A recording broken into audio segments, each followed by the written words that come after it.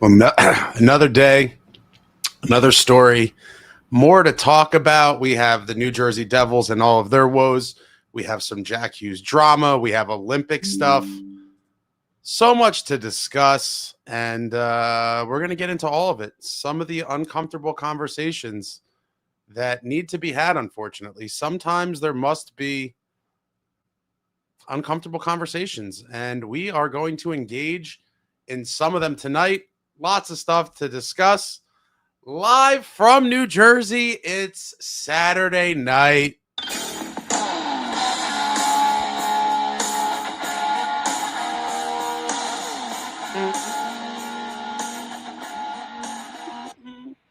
Oh, welcome back, Devils fans. It is your host, Ace, here on Running with the Devils, where we are talking New Jersey Devils hockey all year long.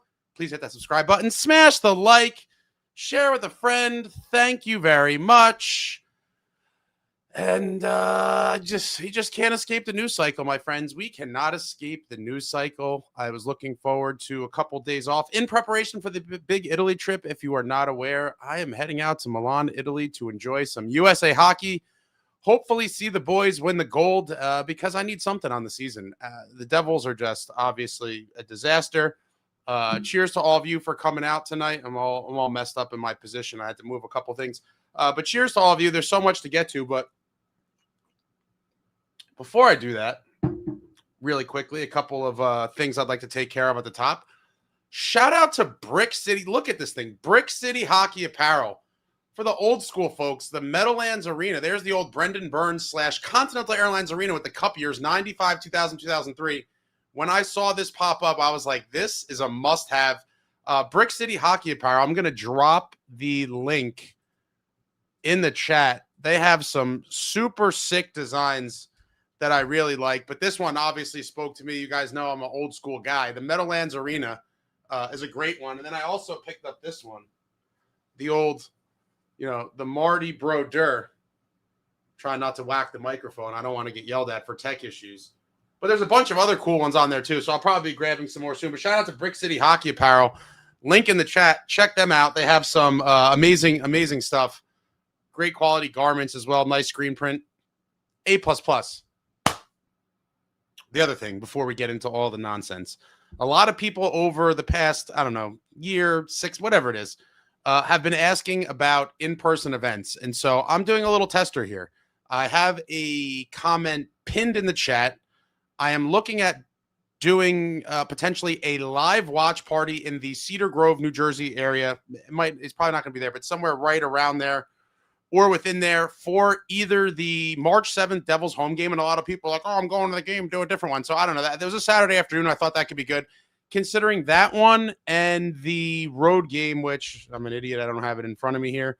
The Devils at MSG on March 18th, which is a Wednesday night game. So I'm looking at those two potential dates. I got a couple emails already, but if you are interested in that, definitely email me.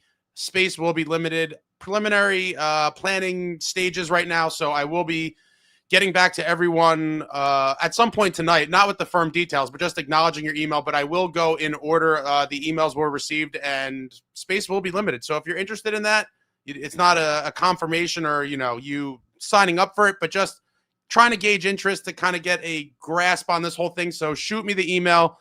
Comment is pinned in the chat. And yeah, this could potentially be a go, but we'll see. But we shall see. So email me if you're interested in that. Details will be coming out soon as they are available. But guys, just a quick, and it pains me to pull this up, but it's part of what we got to do here, right? I mean, bang. When we look at the standings, and my God, it's pretty much as ugly as it gets. The New Jersey Devils, second to last in the Eastern Conference, only above the New York Rangers, which, my God, we're so bad, and they're that much worse. Devils with 58 points, a paltry, abysmal, disgusting 509 points percentage, and the Rangers are at 439. I mean, wow. Those are going to be some toilet bowl games in March, and again, I will take this opportunity to take shots at the schedule makers because, I mean, what are we talking about, right? we have a toilet bowl for the first Devils Rangers game. How do they not play prior to March 7th is criminal, and hopefully that never happens again. But Devils 11 points out of both the second wild card spot currently occupied by the Boston Bruins and the third spot in the Metro that the New York Islanders are holding on to, boosting their lead over us in that completely pathetic outing from a couple short nights ago where the New Jersey Devils just could not win a must-win third period. And story of the season, right? Story of the season, it seems there's been so many games the past few weeks specifically where it was like, win the third period, win the game. For whatever reason, they could not get it done. And it starts to bring about the larger questions. Now, not that long ago, in the past few days, I kind of gave my thoughts on what I will call this current, for lack of a better term, I'll call it the Jack Hughes saga, because quite frankly, I would say it is a little bit of a saga. You know, quick recap. Obviously, something happened at Chicago Cut. The level of blame for Jack Hughes personally, we will never know. But this is, you know, coming off the heels of never playing a full season because of injury, except for one, which was a shortened season. So this kid's never played 82 games. We have this freak off-ice Chicago Cut incident. And the season just comes completely off the rails. Completely off the rails. The whole Quinn Hughes attempted trade. I've said a while back, I do believe that probably, you know, angered or kind of upset the entire Hughes family because, quite frankly, Fitz did have the inside track. The entire planet, the entire hockey world just assumed the Devils were going to land him, and I was one of them. I mean, when Jim Rutherford is in Vancouver, basically acknowledging that Quinn was going to be a goner from last April and that he wants to play with his brothers, the writing was on the wall. Somehow Fitz finds a way to botch it. Probably led to some ill feelings with Jack and Luke and their camps. And the whole thing falling through has been a point of speculation as to whether this was a locker room divided kind of thing. And this is on top of whatever happened at Chicago Cut. So we have all these things in the background. We got the Chicago Cut. We got the Quinn Hughes thing. Dougie Hamilton's asked to waive his no trade. And then finally, the crescendo, what I will say, the crescendo of this entire thing is that in the biggest games of the New Jersey Devils season, that being, when he got hurt in the Nashville game, so I'm not going to count that one. Tried to come back, couldn't, whatever. The Ottawa game after, the Columbus game, and then finally the last one before the break being the New York Islanders in our most, you know, our most dire times, at the biggest hour of need, Jack Hughes does not play. Now, they come out and say, you know, doctors didn't clear him day to day, and they said that kind of every day, you know, through this 3-game stretch. And it rubbed a lot of people the wrong way, myself included. I mean, there's a lot that goes into it, but, you know, there's people on both extremes here. And listen, before I get into all this, I'm not trying to kick this kid's back in. He is a dynamic player when healthy. The problem is he's not healthy nearly enough. And this was a bad look. Some people, you know, flamed me. If you go into other online spaces, the cesspool that is X, there's a lot of vocal people on both sides of this. But I firmly, at a minimum, told everybody that this is not a good look. Now, what that ultimately means in the long run, I'm not necessarily going to go there just yet. But at a minimum, it was a bad look and probably pissed off a lot of his teammates, some of these older warrior types, the veterans looking to collect cups in the twilight of their careers. Definitely not a good look. But a lot of people wanted to live in denial, and a lot of them leaned on, oh, the doctors, this and that. And it's like, come on, man. If you've been following this sport, you've been around the game, you know that that's all lip service. And I said as such, and many others did, including the most, I will call him anti-Hughes proponent out there, Mr. White. Shout out to Mr. White. I think he's in the chat. Love Mr. White. Like I said before, I don't agree with him on everything. I think he's super extreme sometimes. But fundamentally, we agree on a lot. And that is because we are disciples of Lou Lamoriello, kids. The old school folks, will always assess situations and look at all of this through a different lens than a lot of the newer fans. And I always revert back to WWLD. What would Lou do? Now, you know, Lou Lamoriello in his own right was a little extreme with certain things. But in the end, I will say it till I'm blue in the face, and I'm sure a lot of you are tired of me talking about it. It is about the crest on the front of the jersey and not the name on the back, meaning this is a team sport. No one is above team.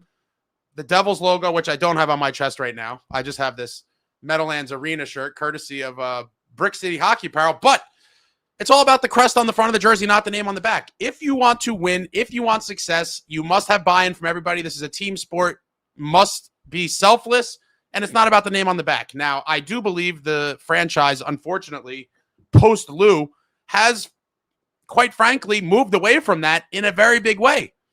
And so a lot of people, again, yelling at Mr. White, people like myself. There's some people that are kind of more in the middle or on the extreme, Jack can do no wrong, the doctors and leaning on all the excuses.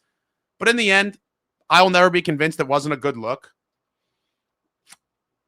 And then we got a gift from Tri-State Hockey Podcast. Bear with me 1 second.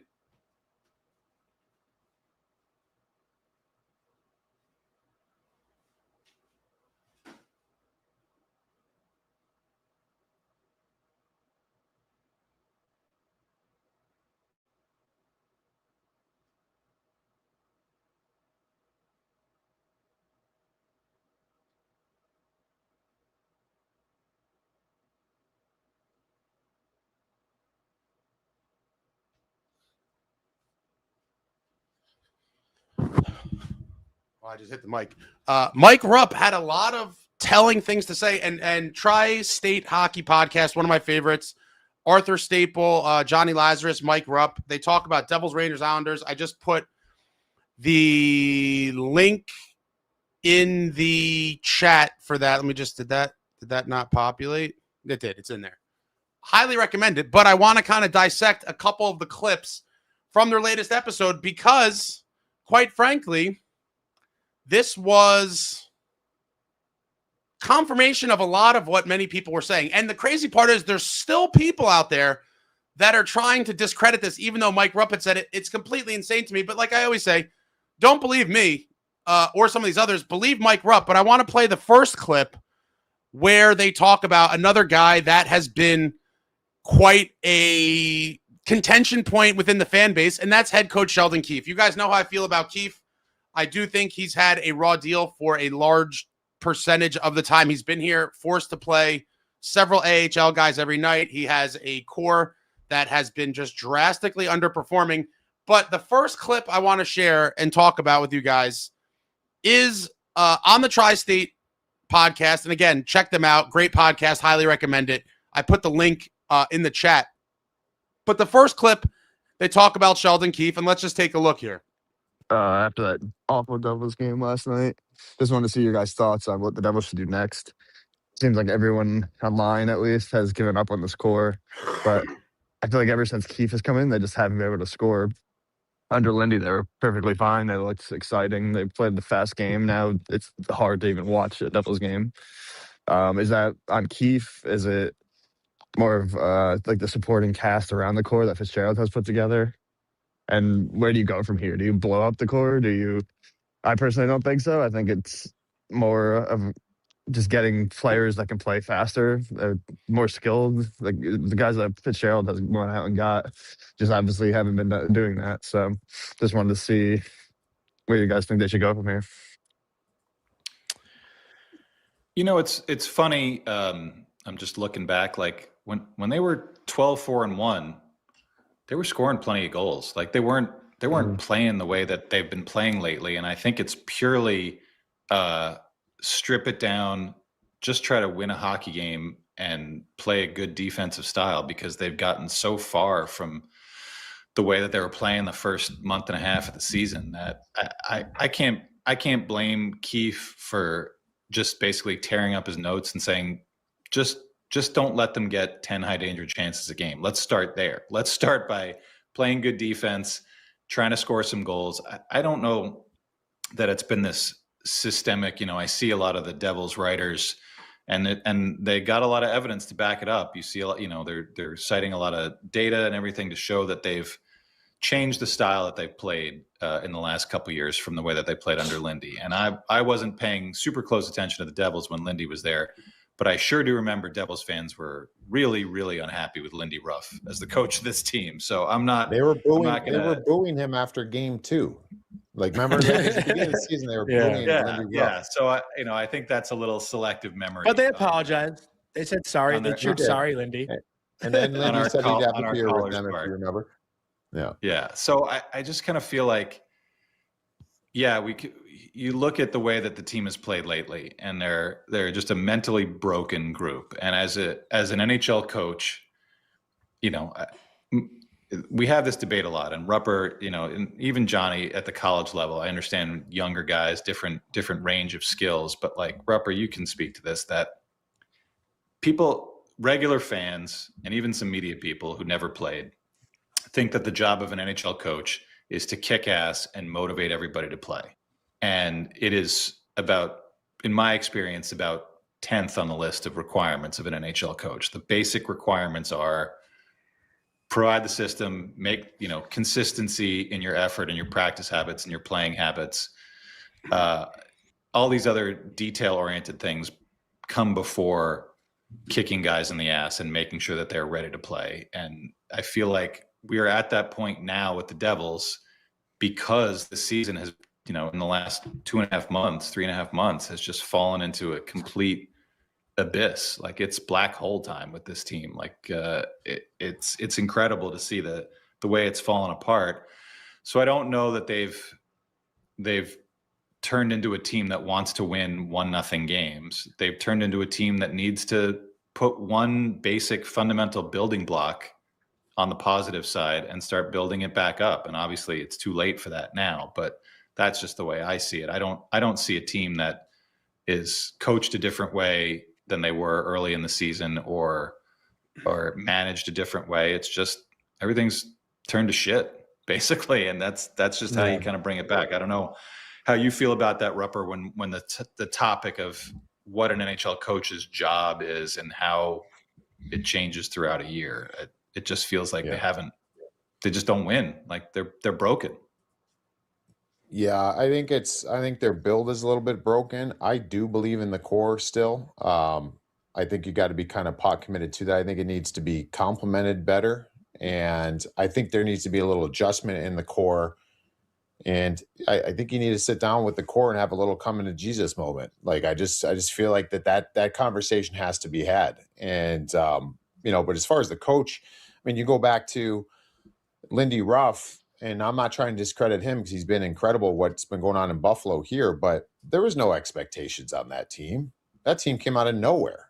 So now there's been placed expectations. Maybe players think that they've arrived or whatever the situation is. And it's hard, man. This is a hard league. So you got to find a way to get more out of yourself. And I don't, that's Sheldon Keefe's job, to put players in positions to succeed, and to get more out of them. But it's, I can't, there's nothing that I've seen to think that, Sheldon Keefe's systems and styles are not suitable for this hockey club. I'm not inside that room, so I don't know how he connects with the players. So that you'd have to ask the players that, and you're probably not going to get an answer. But that would be the only thing, the unknown that would be big in this is, do guys respond to him? Does he have that connection? Can he squeeze his group? I don't know the answer to that. But there's nothing that I watch and I say, Sheldon Keefe can't coach this team. I like a lot of the things he does. But I think this core, you're pot committed in this core anyways. Like, I don't know. Yeah. Like, I do believe in this core, but this team needs certain other things out of their core, but they need to complement them even better. So a lot was said there on Keefe and this group between Arthur Staple, the first gentleman that spoke, and Mike Rupp. Amongst the things, my main takeaways from Arthur was he does mention the 12-4-1 start, right? Nobody at that juncture was saying anything about Keefe, his system, all of these things. Everything is great and fine when things are going good. And then as it starts to come off the rails, people start to play the blame game. I do think Sheldon Keefe has been the unfortunate victim of a lot of people's anger and such, but I'm not one of those people, quite frankly. I blame the players more so than anything, and obviously Fitzgerald for assembling this group and sticking with them and all that stuff. But 12-4-1, no Keefe mention. And, as a side note, as I've mentioned before, but we'll continue to talk about for all the people that want to constantly kind of kick Keefe's back in. Last season, Jesper Bratt had a career high in points and Nico Hischier had a career high in goals. Who was saying anything about Keefe and his system then? I'll tell you who. Nobody. Nobody was blaming Keefe for anything last year while those things were happening. Nico scores the most goals he's ever scored in his career.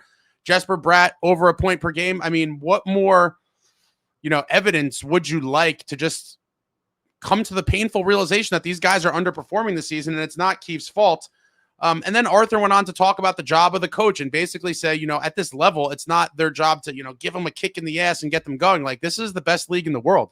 This is not, peewee hockey. Your coach primarily is not there to motivate you or fire you up in some way to get you to perform your job. You are a professional player in the National Hockey League. I thought that was all interesting stuff from Arthur. And then when Rupper talked, he said he still believes in the core and that he thinks they're kind of pot committed.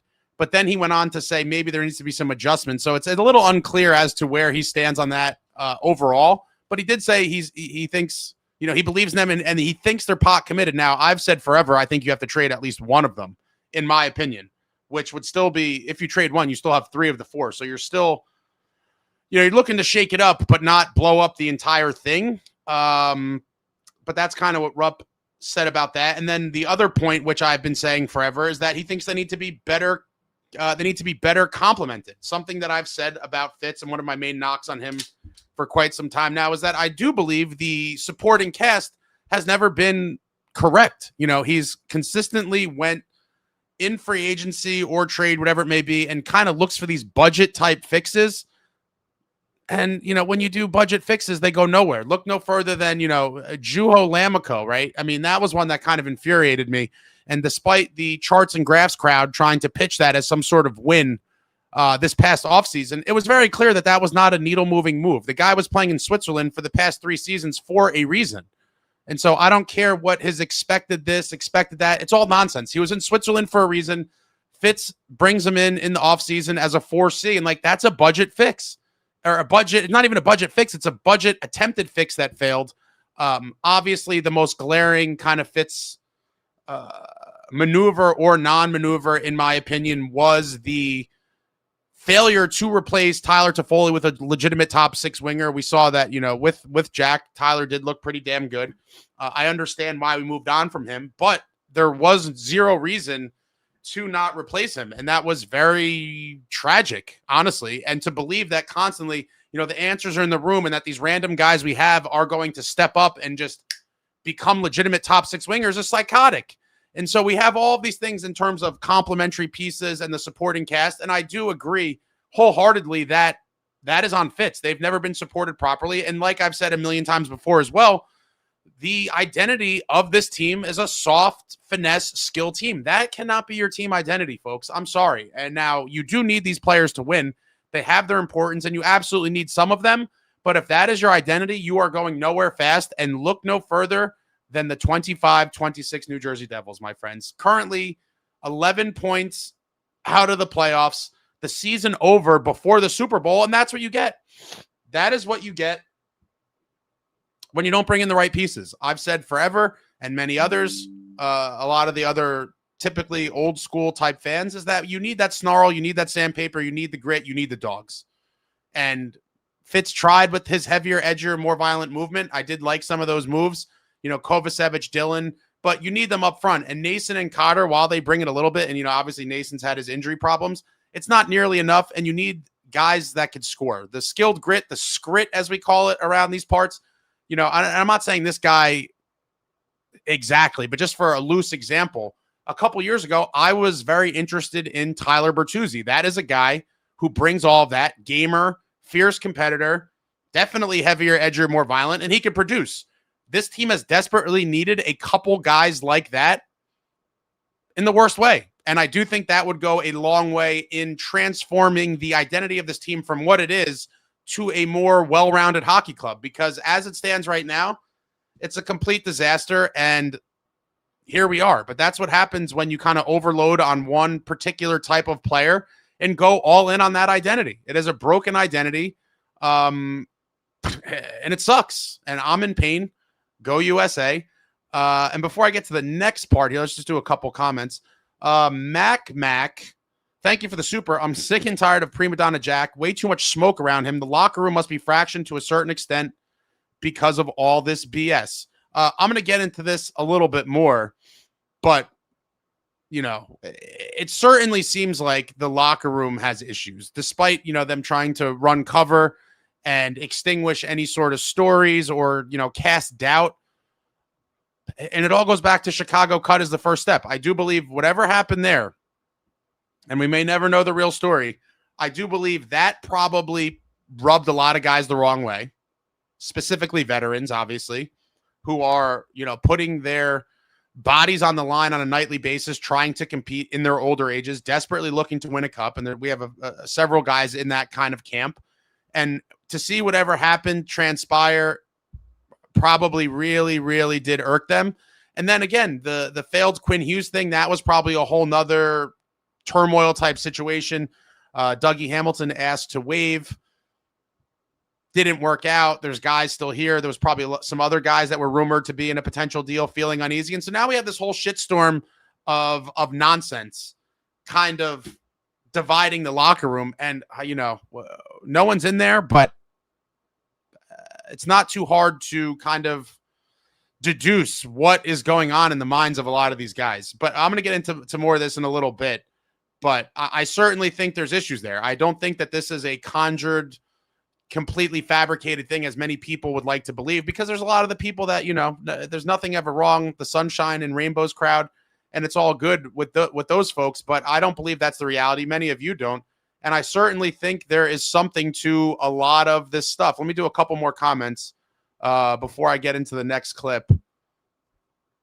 John NJDevils says, would have loved Bertuzzi. I mean, yeah, that's heavier, edgier, more violent, but can produce. A lot of the people are like, oh, you want 6 Curtis McDermotts? Like, no, you idiots. I'm not saying to get 6 Curtis McDermotts, but get guys that bring that snarl. You guys know my favorite non-devil in the league is Brady Tkachuk for a good reason. Go watch that kid play. He does it all. Get me guys like that.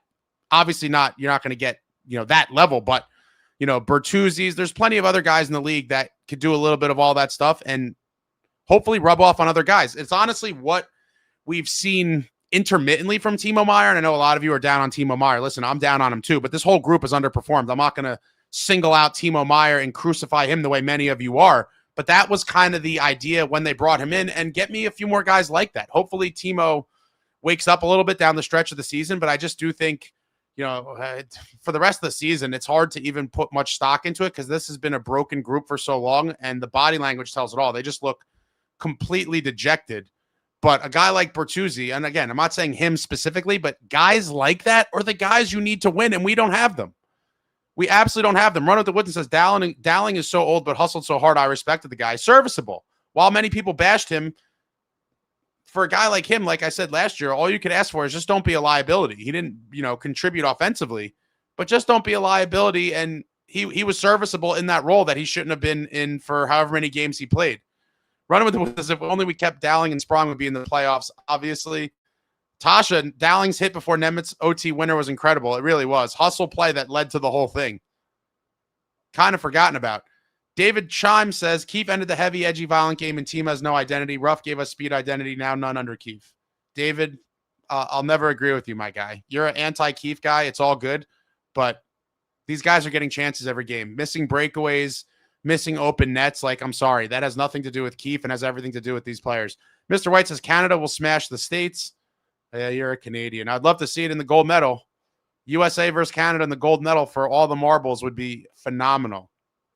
Justin says Sprong played with more heart than Jack Hughes ever has. Man, this is a rough crowd here tonight.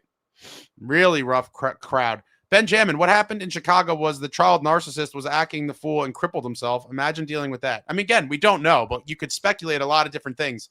But whatever happened, not good, and it probably really pissed off a lot of the older guys. I could only imagine that it really did. And then you couple in all the other things, which we're going to get to. Again, failed trade and all the drama surrounding that, shutting down in our darkest hour when we desperately needed points. It's not a good look. And I could only hope that if he is here, he gets his stuff together. But Wow. Zach says, people might not know this. Every team Hamilton was on, he did cause issues. Look that up. I know that was kind of a narrative following Dougie Hamilton from the Flames and Bruins. I don't know that I heard as much of it about the Canes, but he was on the move quite often, earlier in his career before he came to the Devils, and it's hard to gauge exactly, but there's definitely something in a guy like that changing teams so often, but I don't think necessarily that he's more of a culprit here. I mean, he certainly may have added to it, given that he was one of the guys that was asked to waive his no trade clause for Fitz to make cap space to make the Quinn deal happen. But we'll see. Sunrise, I do think he's going to get traded before the deadline. Sunrise Art Cinema, I bet something stupid happened that Chicago cut, something immature, and then his attitude after the fact, he probably comes across as an arrogant little shiz. I think that's a fair speculation. Pyro says, I can't with this team. It's actively killing my love of hockey. It's a brutal season. 8 months till next season, guys. 8 months until next season. Zach said I wanted Mason Marchment. Jay Snow says I'd rather have Matthew over Brady, but that's complete pipe dreams. I'm trying to live in the somewhat realistic world. I don't think there's any chance we get Brady, but there's absolutely no chance of getting Matthew. And so, I got to go with what is more likely, and Brady is certainly more likely.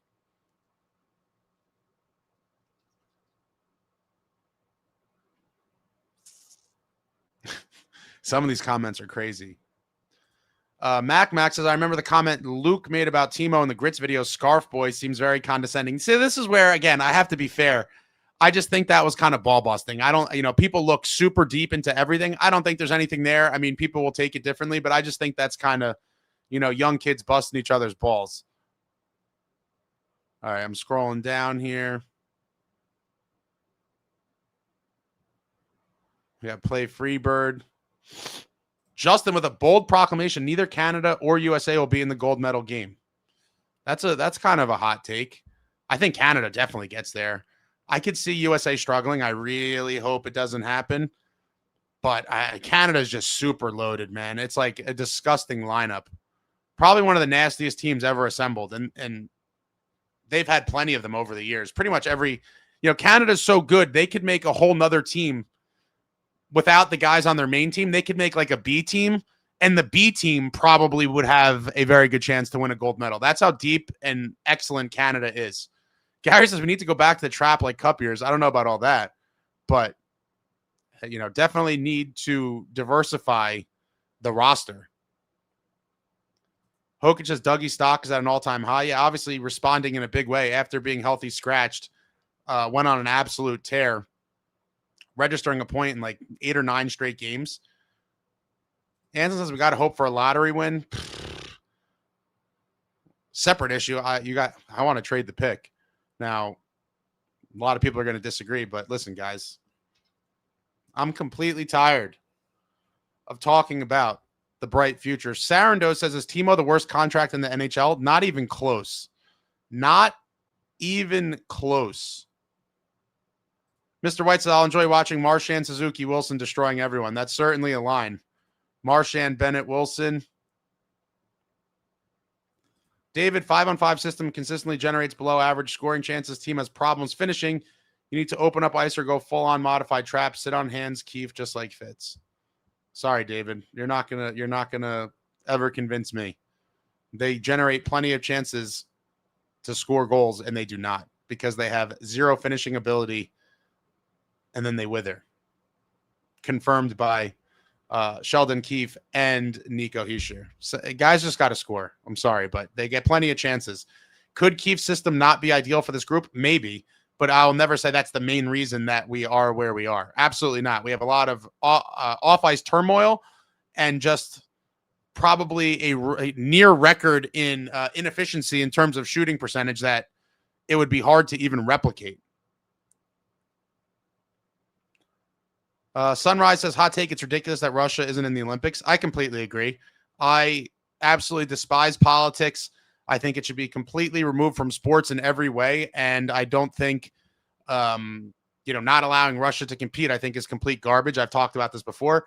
If, the IOC or whatever doesn't want to, include them, then they should do what they did some years ago. I forget what year it was, but they made them wear these jerseys where it didn't have the flag and it just said like Olympic athletes from Russia. Like, okay, if that makes you feel better, do that then. You don't call it Russia, call it Olympic athletes from Russia, fine. But the Russian guys, 1,000,000% should be playing in this tournament, and it is an absolute crime that guys like Alexander Ovechkin, Vasilevsky, Malkin, Kucherov, that we're deprived of seeing an Olympic team with all of these guys. I absolutely hate it myself. It does suck. And I wish the Olympic Committee, just allowed them to do the Olympic athletes from Russia thing like they have done in the past. I certainly hope that they figure it out before 2030, because that would suck. I mean, obviously it's going to be too late for some of these guys, but Russia would still have a great team, at that point, I'm sure. I fly out Tuesday, Jesse. Woodson says, you never trade a top 10 pick. I'll trade it. No problem. I could care less, my guy. I wanted to trade the number 2 pick the year we took Nemitz. That was the year that Matthew Tkachuk got traded. I wanted the Devils to dangle that number 2 overall in a package to get Matthew Tkachuk. Obviously, that did not happen. And then I was fantasizing about trading the number 10 pick a couple years ago when we took Salayev. I was hoping at that point that could have been a main piece in a package for Brady or another huge impact win now player. I'm tired of talking about the bright future. I don't give a shit about draft picks. This team has shown that they'll squander the pick anyway. And so you're so eager to draft another Alex Holtz. I'm not. Go trade for a guy that could help us now. Marilee says, how do you think Sweden will do? They're, Sweden and Finland could. I think there's a lot of teams that could go on a run and shock the world. Obviously, U.S. and Canada are the favorites, but then right below them, you have Sweden and Finland. Czechia could always make some noise. The Swiss team, you never know. Gary says, Ace, heard Jack is on the phone with Guerin and they are trying to do something. Are you just making stuff up? I can't see Billy Guerin offering the Devils anything that would entice them to move Jack Hughes. I just don't see it, guys. I just don't see it. Justin says, Markstrom leads Sweden to gold. Some of you guys are funny. All right. I want to get into the next clip here from Tri-State Hockey Podcast. Again, great podcast. I do end up watching and listening in the car to a lot of hockey stuff when I can.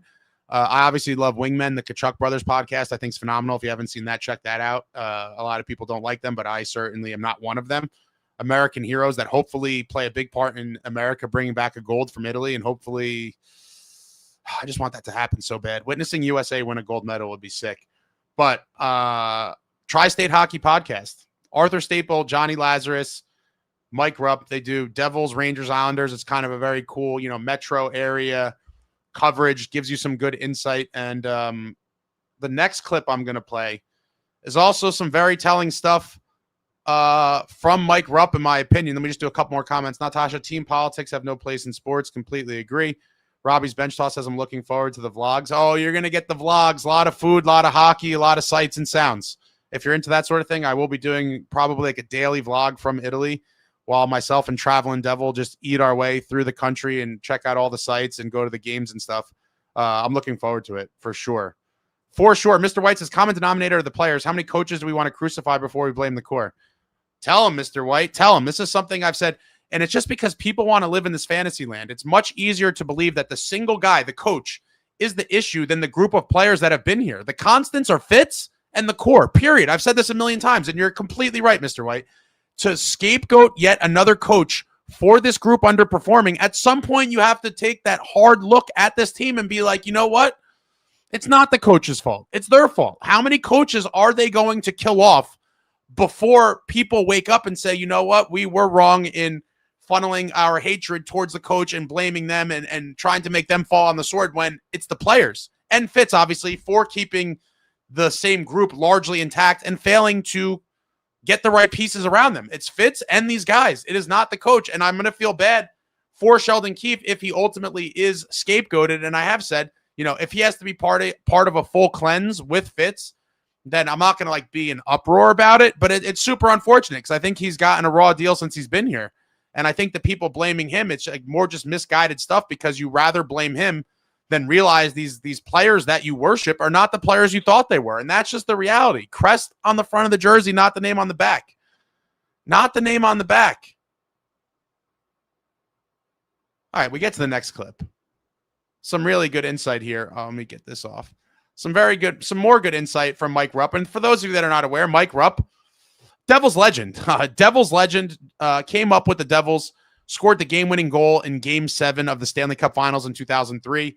He was thrust into the lineup after future Hall of Famer at that time, Joe Neuendijk, went down with an injury in the Eastern Conference Finals against the Senators. Mike Rupp, the big body center, gets the call and plays a pivotal role in Game 7, getting the game-winning goal. And what a beauty Rupper was. Then he went on to, play with some other teams, including the Rangers, but was around the league for a while, has a lot of good insight. You obviously have seen him probably on NHL Network. He's popped up on a bunch of different pods and other things, and now he's doing Tri-State. But without further ado, we get to the second clip here that I kind of want to discuss with you folks, because this is some more telling stuff from Mike Rupp. Don't listen to me and the other folks like Mr. White and the other people that are kind of trying to get the message across. Listen to Mike Rupp, Game 7 Stanley Cup Finals hero. And here's Rupper. What formulas are they using to go beat their opponents? I think individually too, like, and not to go back to Lou, I can only talk from my experience. And I'm not saying this is what has to happen. It felt like it worked with the team I was on. But I remember distinctively Lou did this multiple times with different teams, not multiple times in the season. But, and this all goes back to what we were talking about when we were talking about Lou Lamoriello before too, is he had a cachet to him. He has a cachet about him, and he can carry a room. And he would come into the room, and I remember we'd have our entire team sitting in there, and he'd walk and he'd say what he needed to say. He went around the room and he said to every single guy, and you had to say it in front of the team, basically what your role is on this team and what this team expects out of you.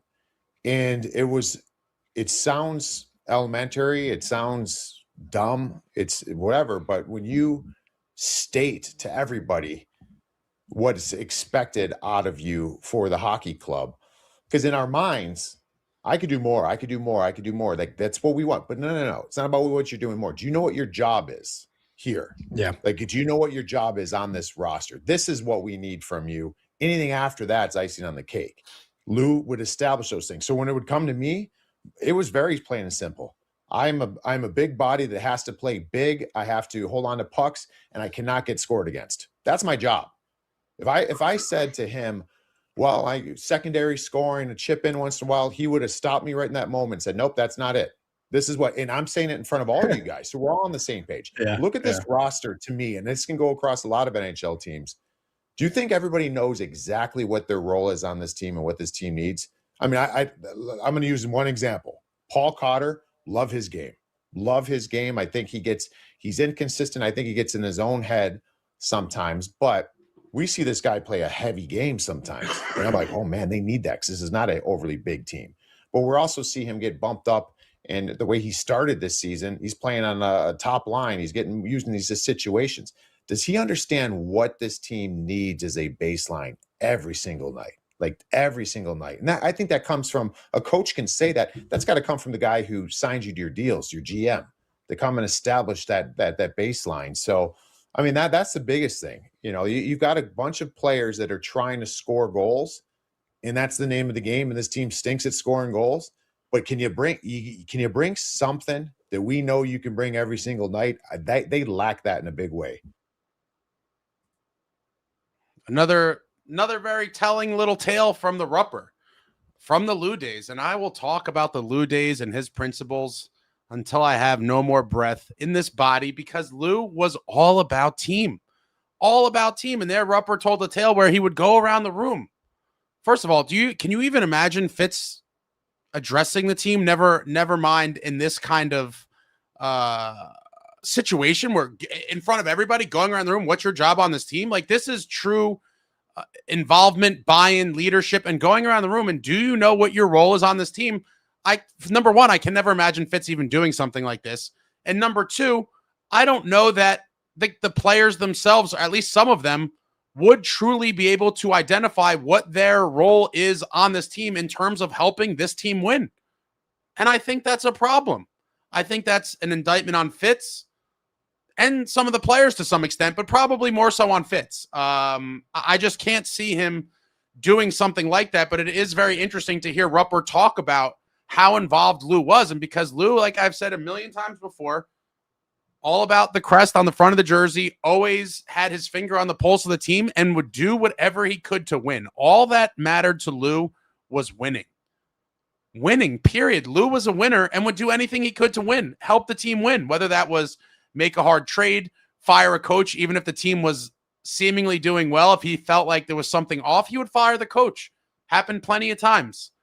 And I just think getting that kind of peak behind that era from Rupper is just very telling. I just can't imagine. And it's not to say that, every GM has to do stuff like that, but it shows true involvement and just kind of next level. I don't know what you want to call it, but guidance or leadership from the GM level. And I just can't see that being the case with this team. And I think it's a group that desperately could use something like that. I got another clip here, but let me do a couple comments real quick. We got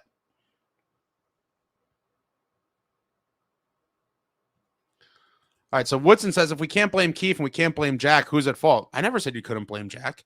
You could blame Jack all you want. I think some of it is a little unfair, but I've said for days now, and again, I hope the kid does well. He's a New Jersey Devil. I will root for him as long as he is a New Jersey Devil. I hope he gets his shit together. At this point, I don't know if it's possible or if it's too late. But like Rupp said, maybe it's time in the first clip. Maybe it's time for the upper management to have that come to Jesus moment with this core, because where we are right now is absolutely tragic. But I think a lot of the stuff about Jack is extreme. But listen, I want him to do well. I hope he gets it together. I certainly am beyond concerned at this point with all of the stuff that has come out just over the course of this season. And so, like I said, there is some smoke there. Some of the complaints or conversations or narratives are 1,000,000% valid. Some of them I think are over the top a bit. But when you serve up so many things for people to dissect that are all based in truths, this is what happens. This is what happens. When you give people the ammo, you've opened yourself up now, and there's definitely some truths to it. But I made a video defending the kid a few days ago, just to be clear. This is not me hating on Jack Hughes. This is me having the tough conversations that a lot of people are avoiding, and it's not me hating on him. I literally made a video 3 or 4 days ago defending him about going to the Olympics, because silly me, at that point in time, I didn't think there was any chance he was not going to play the Islanders game. In fact, knowing that he was going to play in the Olympics no matter what, I would have bet a large sum of money that Jack was going to play in that Islanders game. And when he did not, that hit me. That was kind of a gut punch. And I'm sure it was to many others too. I do think it was just kind of a bit of a middle finger to his teammates and the fans, if I'm being real. Some people will disagree with that too, but it is what it is. But we're going to get into the most scathing portion of the Tri-State Hockey Podcast in a minute. Let me do a couple more comments. Anton says it'll never happen, but I would like to trade Jack at this point. I mean, listen, it might come to that. We'll talk more about that after the last Rupper clip, because it's probably the most scathing. What's going on, Evan? Mac says, don't feel bad for Sheldon Keefe. Firing him is doing a favor. It probably is. Woodson says everyone agrees Fitz is the head clown. Absolutely. Snow, I think it's a combination of both players and coach under Keefe. The scoring has fallen off a cliff these past 2 years. DK Jersey Devil, Canada weaknesses between the pipes. Hellebuck, Ottinger, Swayman need to play like Richter from 96 World Cup of Hockey, and the Kachuk brothers have to show Austin Matthews where his balls are. I mean, listen, I like the goalies for USA. I like most of the roster. There were some picks that people, especially if USA doesn't win at all, that people will go back and scrutinize. They already have been. But hopefully they take care of business and win the gold, and all of those conversations are a moot point. Dubs is like, Jack's the face of all this. It's not 100% right, but until this core wins more than 6 playoff games, I will continue to question him. And it's completely fair. Completely fair. We've won a single playoff round in 14 years, folks. Let that sink in. What are we even talking about? Some people, the audacity, and it fires me up. Some people talk about some of the guys in this core, Jack included, like they're 2-time cup winners and have all these accolades and have brought the team on all these deep playoff runs. They've done nothing. They've won a single playoff round against the Rangers team in 2023. That is it. Everything else is just underachieving and missing the playoffs. Or just getting smacked the other 2 times. Jack wasn't part of one of those. It was, Nico and Bratter were when we got trounced by the Lightning when Taylor Hall dragged the Devils there. But in the end, there is zero evidence that shows these guys are remotely the guys the way people talk about them. It's kind of crazy to me, honestly. We've won a single playoff round in 14 years. Like, what are we talking about? Jason knows that I could care less about this core. I'm saying to keep these players. Devils Den, what's going on? This Mike Rupp clip has done more damage to Devils fans' discourse than Parise and Kovalchuk's departure combined. I, for one, am super thankful that Mike Rupp had the balls to say this, because for the logical people, and there was a couple people that were like semi-apologized to me and were like, all right, I apologize. You were right. And they need that confirmation from a guy like Rupp. But don't listen to me. Listen to Mike Rupp. But all of my thoughts and opinions are from, and many of the other long-term fans as well, we went to Lou Lamoriello University for 20 years. That is our baseline education. We followed this team closely, lived through the years, heard the teachings of Lou, subsequently heard many of the players that played under Lou tell the Lou stories and talk about all of his ways. And that is the best school you could have ever went to. And I personally am so thankful for it, that I grew up going to Lou Lamoriello University for 20 solid years and learned so much about this game and, philosophies of winning and all that. And listen, does everyone agree with everything Lou did? Obviously not. Some of it was crazy, but in the end, he had the best intentions. He ran a great organization, and he won. And people respect the hell out of him. There's probably no more respected guy in the history of hockey than Lou Lamoriello. I mean, do you guys think that's a coincidence? No, it's absolutely not. And so when these, mostly, and I don't want to group everybody and say like this is definitive, whatever, but it's mostly newer fans that think they know better than the old timers and this and that. And it's like, you know what? I'm so glad, again, that Rupp had the guts to sack up and say what a lot of people knew, but a lot of other people who are kind of unsure or in the middle that weren't really sure what to believe when they're reading kind of both sides of this, for a guy like Rupp to stand up and say the uncomfortable. And it cut even deeper because Mike Rupp has been notoriously a super huge Jack fan. And so when a known Jack fan, this is not just like hatred. And again, it's not hatred from me either. It's just talking about reality and living in reality. I always tell you guys, I try to be super fair all the time. I try to be fair with everything. But, and I've said a lot of the Jack hatred, I think, is over the top. But when you serve up so many things for people to complain about and dissect, you've done it to yourself. And where there's smoke, there's fire. And there's certainly lots of smoke right now. But I for one, am super grateful to Mike Rupp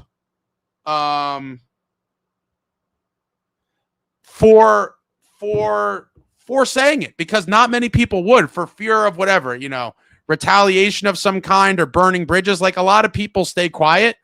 And I'm glad that Rupper did not, because I think it put a lot of people in check, gave people a look at what the reality is, and kind of brought you inside the mentality of players. And while he's not a current player, you're never going to see a clip like that from a current player. Let me get to this last clip real quick, because this is the one. This is the big boy one.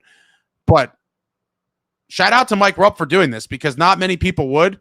And here's the last one that's the most telling of all of it, in my opinion. And this is the one that kind of really set the back and forth between the two different camps online. But it does seem like at this point there's less and less people defending Jack, but we'll see. Here's Rupper with kind of the closing on this whole saga here on this particular episode of Tri-State Hockey Podcast. Again, check them out on YouTube. Let me just drop the link again before I forget, before I play this clip. Great program. They're killing it. And I always love listening to Rupper, and I like Johnny and Arthur as well. But here's the last clip of the Rupper talking on the situation. Jack again this year.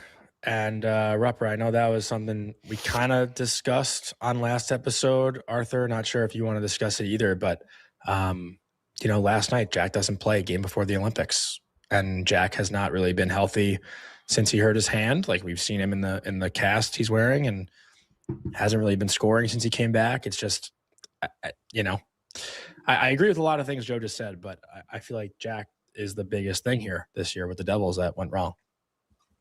Well, I'll just jump in before Rupper does and keep it positive and say I'm looking forward to seeing him play in the Olympics. That's all I'm going to say. Yeah, me too. I know Rupper is too. Was that a little sarcasm? Sarcasm? I don't know why I said sarcasm. Was that just sarcasm a little bit? Just a very little. No, I am excited to see trying to in the Olympics. Trying to get me going right now. A little bit, probably. A little bit. Maybe. Arthur just pulled the pin, threw a grenade down my throat right now. No, I am. Listen, I'm going to say this. I'm going to say it again. I am the biggest Jack guy there is. I mean, you kidding me? Like, I'm the one I got crushed for saying I'd take him over Austin Matthews when we did our top center rankings, our top 50 in the NHL, whatever. Jack is an absolute, amazing hockey player. I like the attitude he brings. Here's where this franchise is at, though. You need to lead every single day. And leaders do that. And you have a letter on your sweater, and there's guys who don't have letters on their sweater that need to lead. You need to lead every single day. Sometimes that's saying something. Sometimes it's just doing something and being a certain way. And there's certain moments where the needle moves more. And all I want to say is this. We saw something happen. Jack is dinged up, and that's a whole other conversation. It's just it just feels like, and it's frustrating, and you don't want to put blame on it. When every time this team needs him, he's not available, and it's bad luck. It's a lot of different things, but I just want some fans to hear me out here for a moment. I'm going to take you inside of the training room and an NHL locker room. When you are day to day, and you don't get doctor's clearance, that's protection to the player. There's no such thing. There's no such thing. If a player wants to play and is listed as day-to-day, especially with a lower body injury, and that player wants to play, he's playing in that hockey game without a doubt. I've seen it a million times, whether it's a player like me or if it's a superstar, even more so for a superstar. If he went to the team and the team doctors and said, my team needs me tonight, I have to play. I don't even know if that's just on the power play. He's playing in that hockey game. I'll take that to the grave. That's 100%. And the fact that this was the way it played out in the last few days, I think there's trying to run some interference on that for this point. And then the fact that you're going to the Olympics, I don't love the message. And meanwhile, let me take you through the scenario that happened on Tuesday. I made a phone call down there to the Florida Panthers. And the Florida Panthers are in the same mix. They were in a must-win. They're playing against the Boston Bruins on Tuesday, Tampa Bay Lightning on Thursday. They had to win both games, I believe, in regulation to stay alive. I think they're done now, too, because they lost to Tampa last night. I think the Devils are done because they lost in regulation the last two games. Brad Marchand, after pregame skate, Paul Maurice said he's out tonight. Something transpired, something happened. Paul Maurice in that same pregame speech, post morning skate press conference he stated time and time again, we have to win this game tonight. Must win. It's a big urgency to win that game. Around 5:00, Brad Marchand's mysteriously playing in this game. This guy's going to the Olympics. He put that to the side, didn't care, went in there because he's going to be there for the boys. And he played 10 minutes in the game. He ends up getting the shootout winner. And for me, I'm like, that's what's different about that team. You could say whatever you want to say. That's what's different about that Florida Panthers. That's leadership. So I don't like the fact you need something out of the ordinary. This team needs something different. And that would have spoken so much to this team and just shown that this team's got something different in its leadership, guys. I think it was a missed opportunity. I really do. And the fact that you're going to come out and say, he'll be good to go in the Olympics too. That pisses me off if I'm on that team. You know what I mean? Like it could have just, dress them and put them on the power play. That could have made a difference. You kidding me? That would have made a difference in these two games 100%, especially in this Islander game yesterday. So I don't know, man. I think it was a missed opportunity. I don't buy it. I see it across the league in some of these situations. I think your NHL team needs to be more of a priority, and I don't think it was. And don't buy he was not cleared. That is a farce. Oof. Strong words. Strong words, Rupper. Arthur, it's all your fault. All your fault, Arthur. Wow. When I saw this, not going to lie, I was a little shocked that Rupper went in as deep as he did. But kudos to him. Like I said before I played the clip, this is the uncomfortable reality of the situation we're living in. And now people can continue to go, oh, Jack is the hero. And you could continue to do that. Or you could listen to an NHL vet give you very good insight into the situation. And the situation is, when the team needed him most, he was not available. And why he was not available is because he chose not to play in the games. And I'm so glad he gave a punctuation mark at the end of it by saying, don't believe the doctor's thing. That's a farce. Another thing that I told everybody, people are like, oh, the doctor said he couldn't play. Give me a break, guys. If you know anything about this game, you know players call the shots, especially players like Jack, who, for better or for worse, has probably been able to call way too many shots in this organization. But certainly, if he wanted to play in these games, he could have. He decided not to. And the people that were buying the doctor narrative and all that stuff, it's silly. And Rupper just put a fire extinguisher on all that nonsense. And so when you break all this down, the uncomfortable reality is that when the Devils needed him most, he decided not to play, likely with his eyes on staying fresh, resting up for Italy. The optics are tragic. Absolutely tragic. And again, I'm not trying to kick his back in. And I made a video defending him several days ago because I foolishly assumed that he was going to play the Islander game. I really did not think, if for nothing else, other than to alleviate this type of talk, I thought he'll definitely play just so this wasn't a thing. He did not care whatsoever, and he had to know. I mean, these guys are not completely unaware. There was rumblings even before that, and then to not play that game, wild stuff, in my opinion. And if you believe for 1 second that, let's just use round numbers and say half of the locker room of the current team doesn't feel exactly the way Mike Rupp does, you are beyond delusional, and there's no hope for you. No hope for you. Again, don't listen to me and the other people who have been kind of saying these things for a while now. Listen to Mike Rupp. And for people that try to discredit him and say, oh, you know, whatever, there was some people saying stupid stuff. I can't even bother engaging with some of these people on social media because it'll just get ugly. I just read this stuff and shake my head while, you know, people like Mr. White, credit to Mr. White. I don't know how he does it. He fights dozens of people daily, and these people are just so far gone that I can't even bother wasting my time with them. But to try to write off for any reason what Mike Rupp said is purely psychotic, and it was very good insight from a player who played for this organization and scored a Stanley Cup winning goal. It wasn't like, oh, you know, people try to downplay his role in the team, which again, I think is completely disrespectful. I have the utmost respect for anybody who played this game at any level, never mind a pretty decent NHL career, and again, a Stanley Cup game-winning goal in a Game 7. But to give proper insight or, you know, knowledge into situations like this, you don't need to be an all-star. That is not a prerequisite of having insight into the dynamics of a locker room or a situation like this. And so you could have been the worst player ever. That in no way devalues or discredits what you have to say. So for the idiots that have been trying to do that, shame on you. You're an idiot. But I thought this was very telling.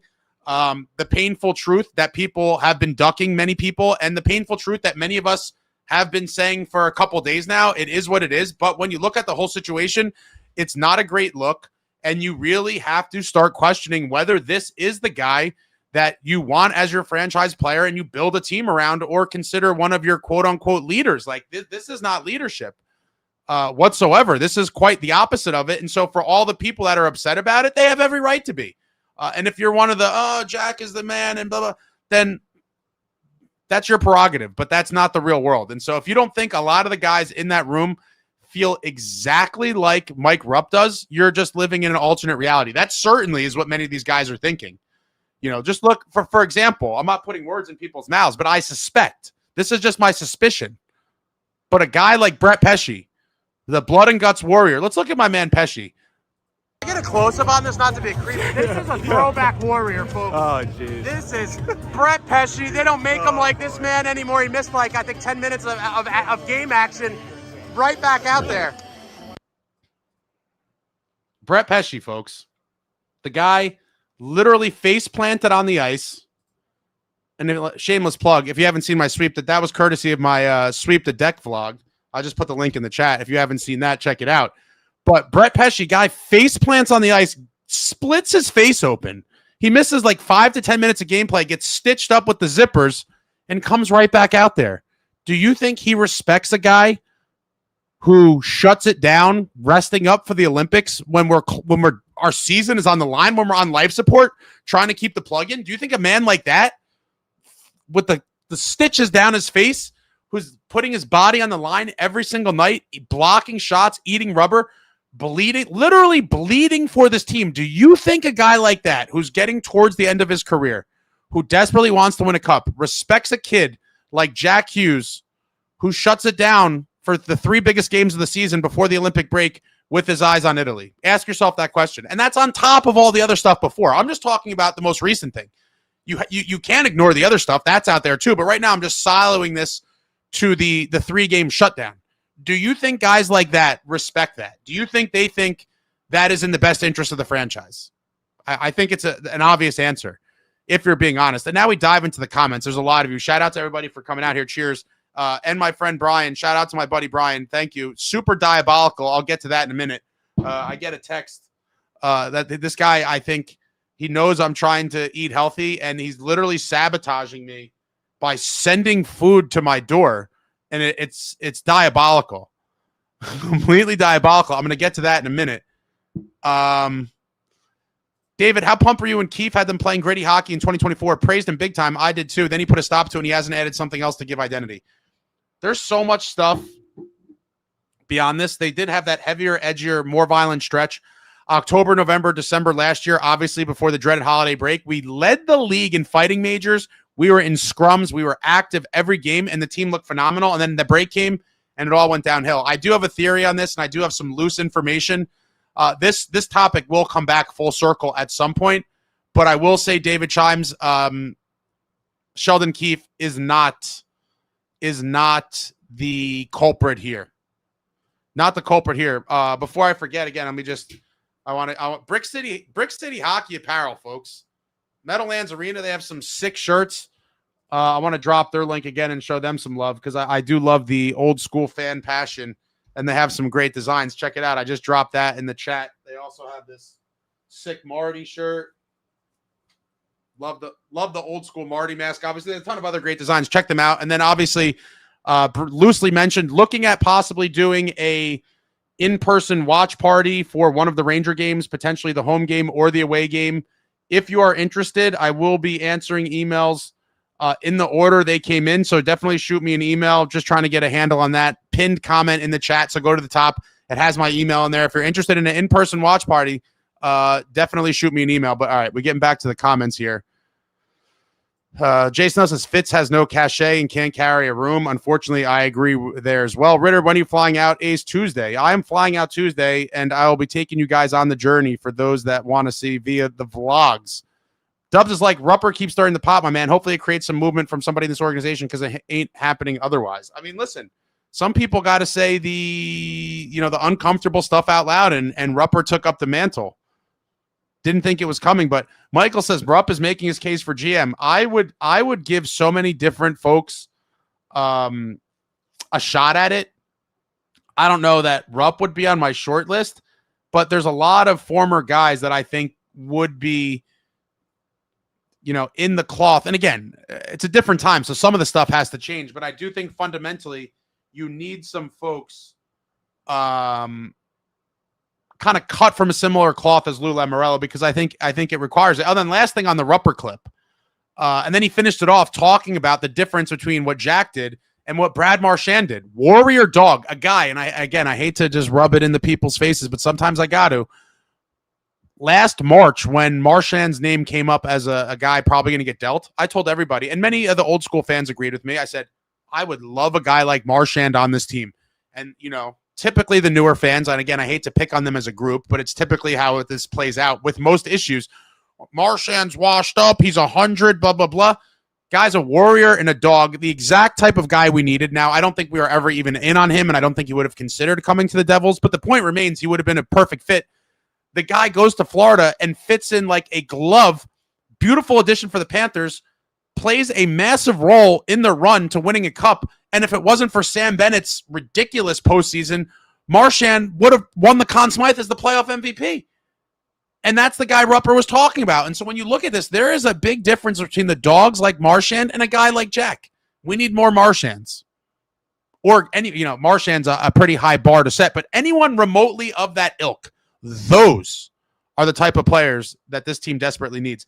Metalander, who knew Rupper was a good analyst? I just assumed he was a goon that had a puck bounce off him into the net during Stanley Cup Game 7. A lot of people discredit the amount of knowledge and wisdom that these guys have. I've talked to tons of players over the years, while they were current players, former players, and you get varying degrees of kind of, I'll call it like hockey intellect or conversation, if you will. But tons of these guys that you may not suspect have, a lot of them played in the league forever. They have great insight into the details and different things of the game. And it's phenomenal to hear from them. And that's why a lot of former players are all over TV, being analysts, podcast hosts, whatever it is. No one better to ask. Ask the source. And tons of these guys have great knowledge to impart into the masses, and Rupper is one of them for sure. Robbie's Bench says Diamond in the Rupp spitting facts. We got John NJDevils, Lou is the Godfather, Zach Madden and Pando. I missed those two. What a duo. What an absolute duo. Ben Jamin says, one look at Uncle Lou and you knew your ass was on the line daily. True leadership. All right, let me skip ahead a little bit. Ben Jamin says, Fitz doesn't even consider the standings. Does anyone believe he said that? Wild stuff. Gary said, Ace, did you get another pizza delivered again? This might be worse. I'm going to get to that in a minute. Let me speed up, and then I'll show you the latest treats that Brian has poisoned me with. And I ate a big dinner like shortly before I came on here too, so I'm like stuffed. Anson says, Jack is number 2 or 3 in the entire NHL jersey sales. They like the bonus money, which is crazy to think about. I do think that's a big part of it. We've talked about it before. Not only are some of these personnel decisions, hockey decisions, but it does morph into business decisions. And as many of us have talked about, this ownership group does like making money. And Jack, by all metrics, the people pay to see him play, right? So he is a cash cow. And so that complicates things. But we'll see where this all ends up. I do hope he gets it together. But at this juncture of his career, I don't know what would happen for him to do this about face kind of 360 and become a different guy. I just don't know. Zach says Jack has more advertising deals than games played. I will be in Italy soon. I will be streaming from there. I'll be doing vlogs. Keep your eyes peeled. Dakota said someone needs to make a compilation of Fitz quotes. I've seen some pretty funny chopped up videos online over the years with some of his greatest hits.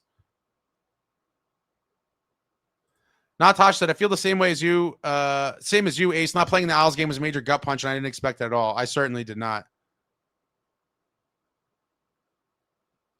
David Chime says, playing Timo injured 2 seasons ago was Fitz not using LTIR money or getting owners on board. One of the many reasons of Fitz not making players want to play for the crest.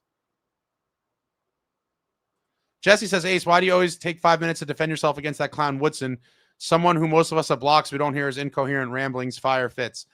Listen, Snow is negative, but he knows the game, and, I just don't agree with him a lot of the times. Once in a blue moon, I do agree with him, and most of the time, I don't think it's trolling. It's just, his opinion's very different and whatever, but I get if some people don't like it and want to block him, that's your prerogative. Jason said it's all-around hockey that Jack and Luke avoid the gym. That's embarrassing. But did you need that to, you have eyes, right? Like, you do see guys like Nemo, and we saw his workout photos and what he's done this season. The off-season dedication is something certainly to question amongst all the other things, right? I wasn't even going to get into that, but that's a whole nother thing. You've done very little in terms of adding mass throughout the career, and that matters. It certainly matters. It's all just, mounting evidence, in my opinion, for people to validly question, are you a winning player? Can we win with you? Can we build around you? Are you committed to winning? Are you going to do anything to help your team win? And as of right now, I would say it's an astoundingly no. Now, this could change, But all we have to go on is the history that we have thus far. And a lot of them are extreme, and I disagree with some of them. But a lot of the criticisms and questions are certainly fair at this juncture. And it's a hard conversation that the organization is going to have to look at some point in time, whether that's this summer, next season. I don't know how much more time you give this. But like I said, if you don't think at least half the locker room probably feels the exact way Mike Rupp did in that clip, then I don't know what to tell you. I'm sure many guys feel just like that. And if that is the case, how can you keep a guy like that around? How? Someone who essentially quit on their team and has divided the locker room, it certainly seems messy. All right, we're scrolling ahead. Oh, wow, I got super far behind. Tavers, I'm late. Is there a link I could look up to find this clip? Look up the Tri-State Hockey Podcast on YouTube. Great show. Great show. Mr. White says the newer fan base fell in love with players instead of team success. That's absolutely insane to me. Couldn't agree more. I'm a Lou kid. Like I said, Lou Lamoriello University for 20 years. All about the logo on the front of the jersey, not the name on the back. But some of the newer fans do seem to love and defend specific players until the end of time. For me, there's no untouchables. It's all about the team. And I just want to see this team succeed, regardless of the players here. Manny says, Ace, if I'm focusing on the core and wanting heavier edger, then I'll keep Timo and Nico because of the dog as far as worth ethic and everyone else can go. I think there's got to be a shakeup for sure. But, you saw one guy, one of our top players, shut it down before the Olympics, and the other guy played through the flu where he lost 10 pounds and played every night. That man being Nico Hischier. Gary says the Islanders learned from Lou as well. Absolutely. His fingerprints are still all over this current team, including their head coach, Patty Waugh. Tasha said, at the same time, I dropped a bag on a signed Hughes jersey, which I deeply regret purchasing, so I'm still trying to like him. I don't dislike him, but I don't like a lot of the stuff that we have seen. Jesse, I feel bad for all the young fans that have no idea what a winning culture is like. The Devils were once great, and hopefully we can be there again. A once proud franchise that has fallen so far. We could only hope to get back there someday, somehow, with a new regime in place.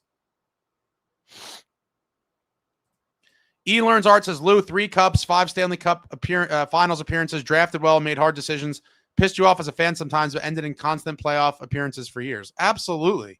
Lou is a legend. Tosh said, I wish I was able to experience Lou so bad. It was great.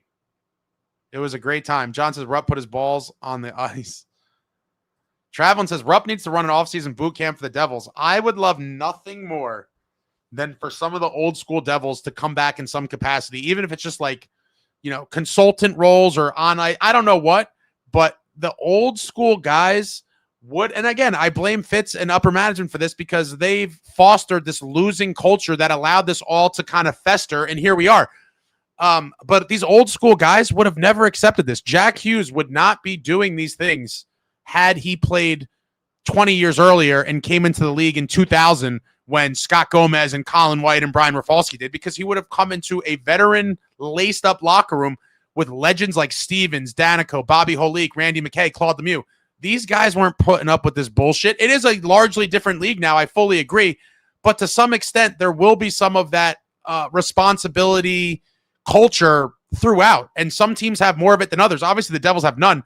But there's other teams that have it, and rookies and young guys get raised, raised properly in the league. They get mentored and shown the ropes and how to be a pro by these guys that have been around forever. And it's unfortunate that when all of our young guys came into the league, including Nico, Bratter, Jack, that we were severely lacking that. Had they come into a locker room that had guys like Connor Brown, Brendan Dillon, Pesci, Jake Allen, if those types of guys were there when they came into the league, I think it all would have been very different. But they came in during the dark years where we just sucked. We had a lot of kind of roster turnover year to year, and they just never got that proper schooling. And here we are. Like I've called them orphan players before, and I think it's true. They had no real mentorship coming up. Again, I blame upper management for that, for not getting solid guys around them. And here we are. It's a complete disaster. John NJ Devils says, Rupp for general manager. Devils Den, I don't have that much of an issue with what Rupp said. There are so many who are ravenously wanting to rip into this team and anyone they can. And right now it's Jack. Everyone needs to breathe. Yeah, but he's the guy that's serving up the bait, Austin. It's not like, again, I think a lot of people are over the line and a lot of this stuff there's no merit to, but there's plenty of stuff that there is merit. The smoke is there. The hallways are filled with smoke surrounding this kid and all of this stuff.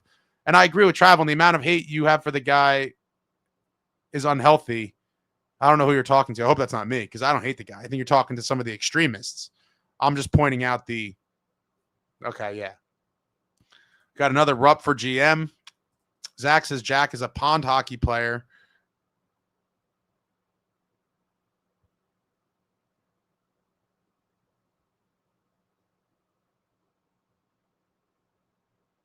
Alex says everyone lied about being hurt. I mean, kind of. It's what I said. People, oh, you're crazy. No, it's not. The players could do whatever they want. If they're like, I'm playing, they're like, okay, and they play.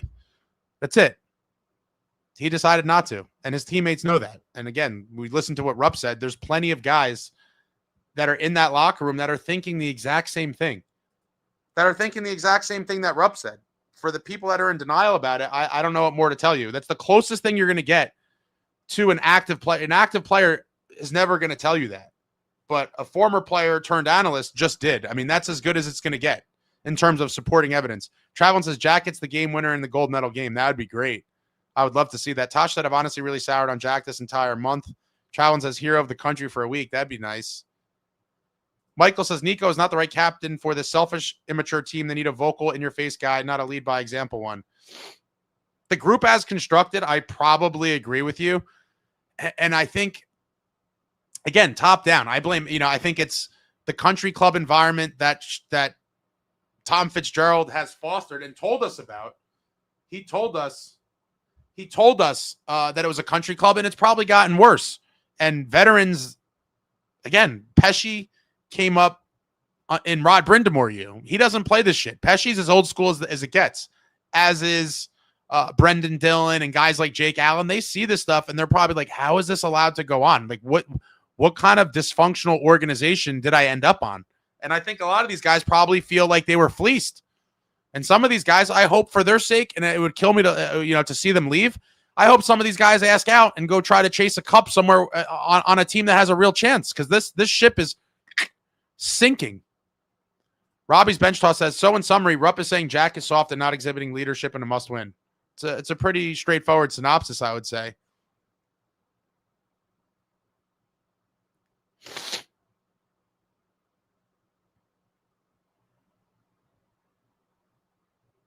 I'm trying to catch up here. You people are very active. Shout out to everybody. All right, so the first thing Brian sent was Chinese food. And it's like pouring out of the top here. I'm going to have to get a plate and do this in the kitchen. Timu says, like Ace said, this is a team sport, and this team, unfortunately, has become all about the Bruise sisters. Oh, man. A lot of people are down right now on him, and he did it to himself. Playing that Islander game would have extinguished a lot of this. Honestly, would have. The whole thing. Just play one game. And like Rupp said, play the power play. Do something. Even the power play alone would have helped. Honky Lips, the best ability is availability. Jack definitely lost lots of respect from his fans, or more importantly, his teammates. 100%. Collect Records love Rupper dropping the fucking hammer. He did. He really did. Mr. White overhand right to the jaw. B now says Jack isn't the hero, but he's the best player we've had in 10 years. I agree with that. But when you look at the whole picture, especially the injury history, and now all the off-ice kind of circus stuff, is it worth it? Is the juice worth the squeeze? And a lot of people are going to say no. I'm a little bit still undecided. If the team announced they traded him after the Olympics, would I shed a tear? No. I'd be a little sad for a couple minutes, but that's about it. Again, I'm all about the crest on the front of the jersey, not the name on the back. I don't think the team is there quite yet, but I could see it getting to that point because there's guys that are going to be visibly fed up, and I'm sure Nico Hischier is one of them.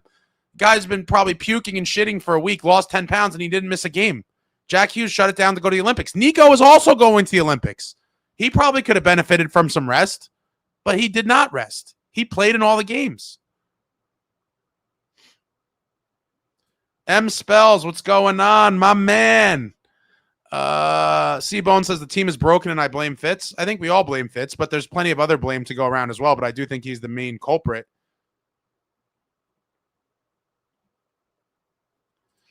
Mr. White says, by the way, this entire fan base has been shitting on our medical staff for years, and now since Jack is involved, we're trusting their judgment. Give me a break. Another fair point. It is funny that they're like, oh, these guys are hurt all the time, blah, blah, blah. Now they're like, oh, the medical staff said he can't play, so he can't possibly play. All right, this is a mess. Courtesy of Brian the Sabotager. I'm going to get back to the comments in a minute. I don't know. We got General's chicken with some rice. I'm not even sure where this is from. And I can't eat much of this because I literally ate dinner before the live, but we got General's chicken review.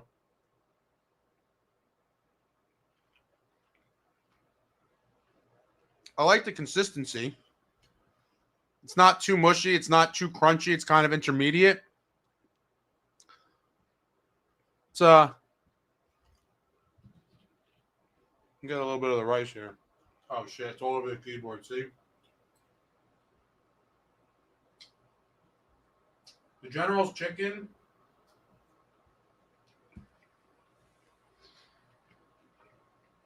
$7.7. General's chicken, 7.7. Zach says to collect. He reads the comments. He knows. That's why he said he doesn't owe the fans anything. And again, there's lots of other stuff too. Now, I'm not a guy who's going to kill players for not being like overly accommodating to fans. And listen, I'm a fan at the end of the day, right? You know, I've been a longtime fan. I've had interactions with, hundreds of players over the years in a variety of settings. And by and large, hockey guys, even still to this day, are the best athletes there are, period. Hockey guys across the board, for the most part, are phenomenal. Obviously, there's guys that are, less cool than others. But for the most part, they're pretty damn down to earth and cool. I will say, in terms of like fan relations, he's kind of towards the bottom. Now, I will say, great with kids. And that's really all that matters to me. Like, kids, interactions with kids count more. But Jack isn't like super friendly. And again, the thing I care about the most is, are you a winner? Are you going to help us win? All this other shit is kind of ancillary. But when you just start layering on it, like, again, if you're looking for things, there's plenty there. And I do think he showed a level of disrespect to the fans by not playing in those games. Like I said, he said, people pay to see me play. There's people who paid their hard-earned money to go to either that Columbus or Islanders game, may have been their only game of the year, and they wanted to see 86 flying out there on the ice, and he was not. And he could have been. He could have been, but he decided not to play. I think it's disrespectful to the fans, and more importantly, his teammates.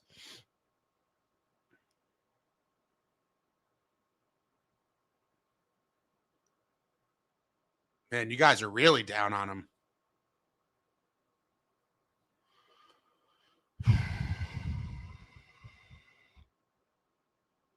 B now says, I agree with Rupp 100%, but he's still the best player we've had in 10 years. Okay, no one's debating that. But the point is all of this worth it? That is the real question. Is all of this worth it?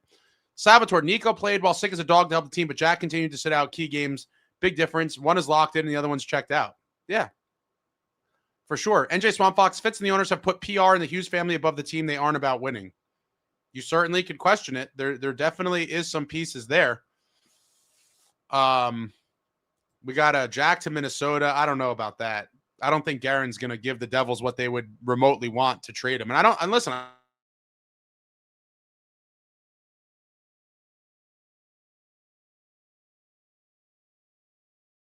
any world.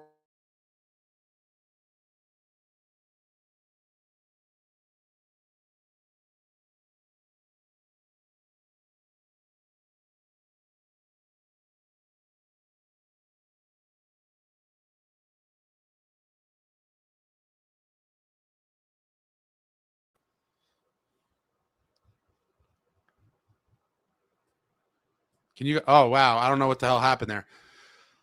Sooner or later, it's going to leak out. You would think so.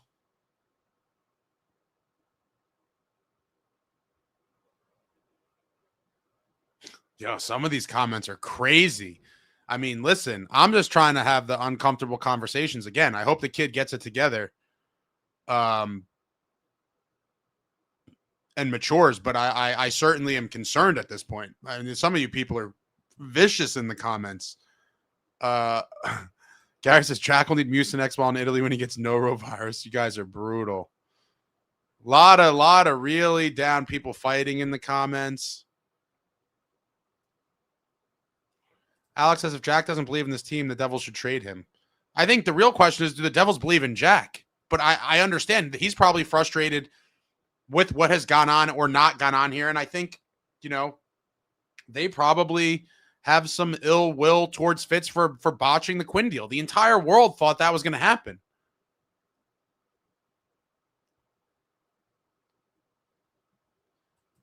They will trade him to the Wild and retain some salary. That would be insane. Unless they were giving up a haul, and I can't see Billy Guerin do it. Mr. White's honest question, did we pinpoint the moment when Jack got injured? I thought someone had a clip where he kind of took like a slash to a foot or something. It was nothing major. Listen, we know it was nothing major because he tried to come back later in that Nashville game. And then the team and Keefe said it wasn't that serious. And then he was day-to-day every day until, magically he's not playing these last games. But it is one of the more shocking things to me because I thought at a minimum, just to avoid what's happening literally right now with everyone talking about it online, and he had Mike Rupp, and even the show we're talking right now, like all of this would have never happened if he just played in the Islander game. And again, I made a video defending him a few days ago. I certainly thought he was going to play in the Islander game. He did not, and here we are. But some of you people are vicious in the comments. I can't even put up some of these. I'm trying to have, this is trying to be a family show.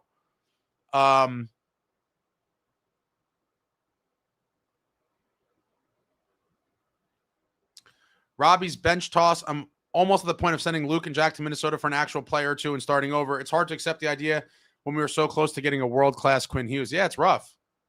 It's really, really rough. All right, I got to.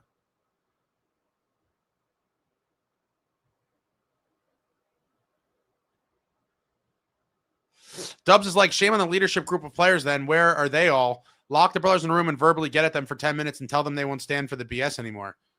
That may have happened, or they just may feel like, that they've been allowed to run amok with support of upper management. And that's a terrible spot for those guys to be in as well. But we have no idea. Maybe they have attempted one of these kind of moments.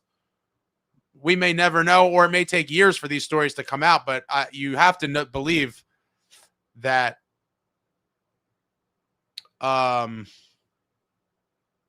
a lot of these guys are probably pissed. Martinelli says Sidney Crosby was hurt a lot at the beginning of his career. Fans were being a-holes towards him too. He's had a pretty good career. Jack is only 24. Martinelli's, shame on you, bro. Shame on you for regurgitating nonsense that idiots have put out there. There is zero comparison, and I'm sorry to say this. There is zero comparison between Sidney Crosby and Jack Hughes. That full stop. Zero comparison. Sidney Crosby is stratospheres above Jack Hughes in every single way imaginable. And it starts with dedication and commitment to winning and the craft. Sidney Crosby, notorious workout animal in the offseason. You don't become an elite player for as long as he has by accident or pure talent alone. That man busts his ass like he's never played a day in the league, and he's trying to crack a lineup as a fourth liner. There's no comparison whatsoever. Rich says 100% Jack shuts it down when he gets back from the Olympics. That would be a whole nother, oh man, that'd be a whole nother psychotic thing. Tate says, I've been a Devils fan for my entire 16 years of life, and I've only seen them win one playoff series. And in recent years, they're making it very hard to be a fan. Love the Devils, hate losing. Yeah, I mean, there you have it. A 16-year-old that's seen a single playoff series won. I mean, that's phenomenal. Phenomenally terrible. And my heart goes out to you. Hopefully we get some competent people in the highest positions to turn this thing around, but that is pathetic. Completely pathetic. A 16-year-old seen one playoff round one.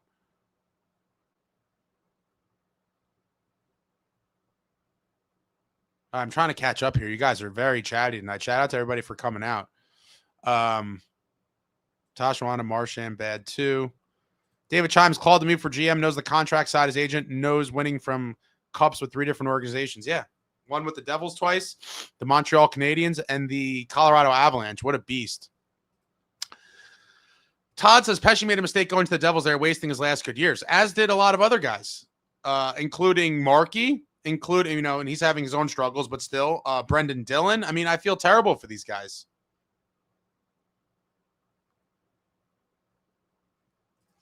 Devil's Den says, my biggest issue with this entire Jack fiasco is there are so many assumptions being made without any credible evidence. Is Jack a problem? Yes, but we're being sharks in a bloody ocean. Well, I mean, what exactly, though, do you need evidence of, Austin? I'm curious, because I think there's plenty of evidence out there. Maybe not evidence of everything people are saying, but like I said, he's served up more than enough for there to be tons of smoke here. What exactly would you like to see evidence of? Because it's something new every year. It's an ongoing soap opera. Pulp Mystic Fitz never got Jack a scoring winger, period. That alone fixes most of the problems. This isn't theoretical physics. A big part of it. That's not going to necessarily negate or alleviate some of the other, off-ice extracurriculars. But in terms of straight up goal scoring on this team, that certainly would have went a far way for sure.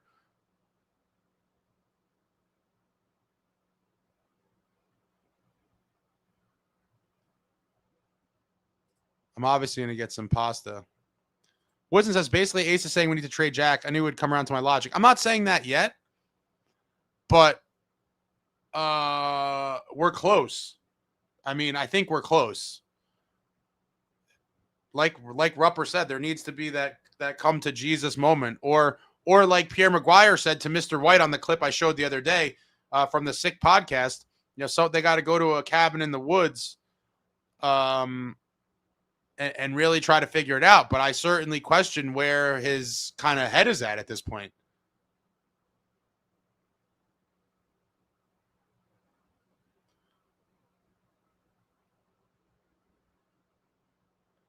I'm 40, Zach. 4-0. Jay Snow, I saw Spalding doing the Olympics. Yeah, he's covering a bunch of different events.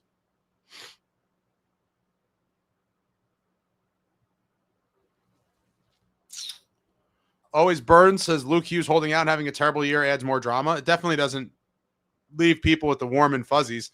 Jesse Shannon, newfound respect for Nico if that flu story is true. I mean, it's definitely true. I feel like he's on the edge of losing it, and I hope that something pushes him over the edge and he rips the team a new one to wins. BG Cheese says, wasn't Fitz an old school guy? Yeah, which makes it that much more disappointing to me. Like, you played in the league. You should know what it took to build winning teams. Like, what have you done here? Did these analytics math people brainwash you so badly that you thought this was the team that would find success?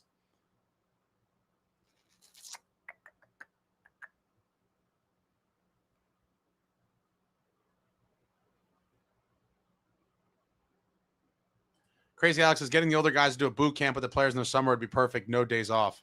Would love to see it. It'll never happen.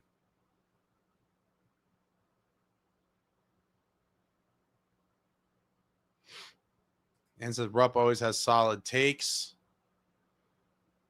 Mr. White, Jack is listed as a 13th or 14th forward by NHL Network.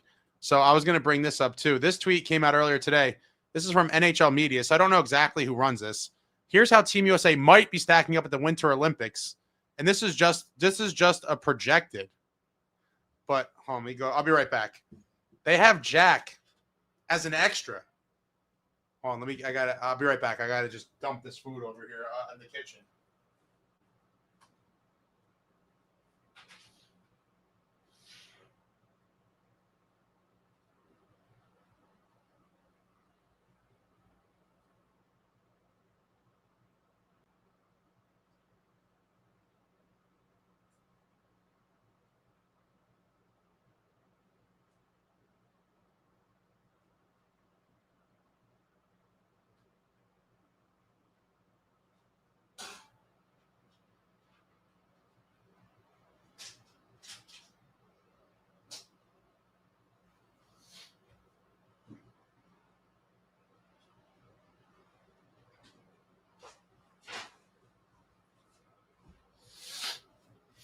So he potentially shut it down to stay fresh, to not play. Now, again, this is projections. I fought one of my friends earlier today about this because he's one of these people that is very much in denial. Like, again, I want Jack to get it together. I want him to do well. But given what we've seen, I'm certainly concerned. He's like one of these super defender people that, you know, he could do no wrong, this, that, and the other thing. So I sent this earlier, and he was like, oh, this is just projections. You're an idiot. And I'm like, you know, again, I don't know who runs NHL media, but I'd have to imagine this isn't just a wild guess, that they've had some sort of information, whether it's from, you know, a coach, someone involved with the team. Like, I don't think they just pulled this out of their ass. Now, maybe they did. Maybe it's complete conjecture, but I do find this super interesting. And if this is true, it should certainly be a huge slice of humble pie for Jack Hughes. They have him as an extra with Trocheck. Top line, Kachuk, Eichel, and the other Kachuk. Love that line. Then you got Clayton Keller, Austin Matthews, Jake Gensel. A third line of Boldy, Tage Thompson, Kyle Connor, and a fourth line of Larkin, Nelson, JT Miller, with Hughes and Trocheck as the extras. Very interesting to see if that will hold up, or, you know, if that projection is correct. Oh, hit the like. Thanks. Hit the like. Well, I'm just trying to catch up a little bit here.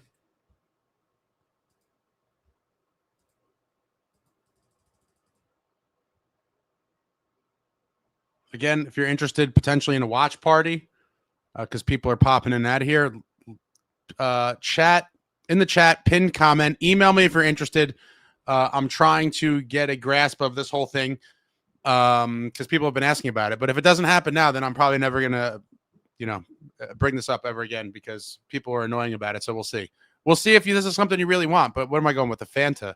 I don't know how I ended up with these baby orange sodas, but orange soda is delicious.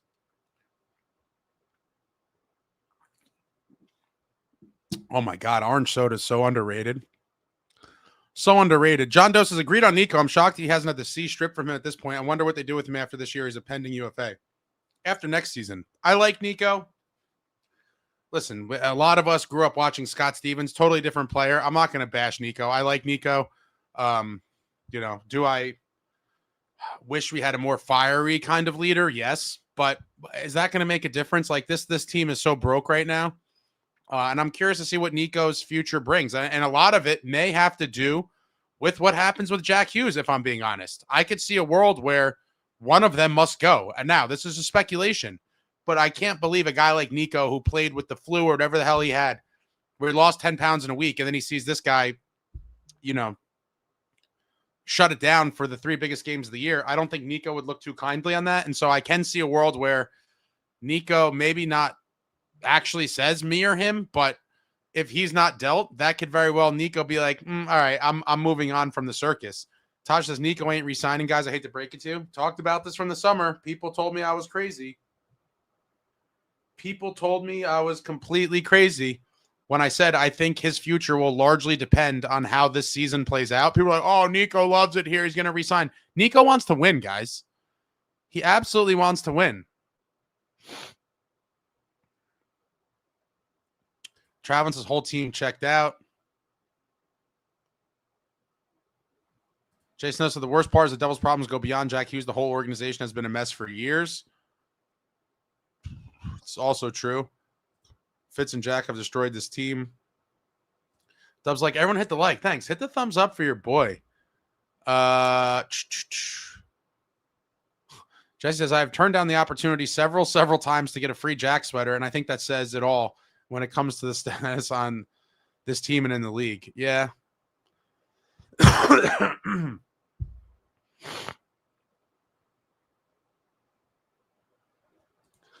Larry says Pigeon White thinks Fitzgerald deserves. I don't think anyone thinks. I don't think anybody thinks Fitzgerald should be back next season. I don't know where you're coming up with that.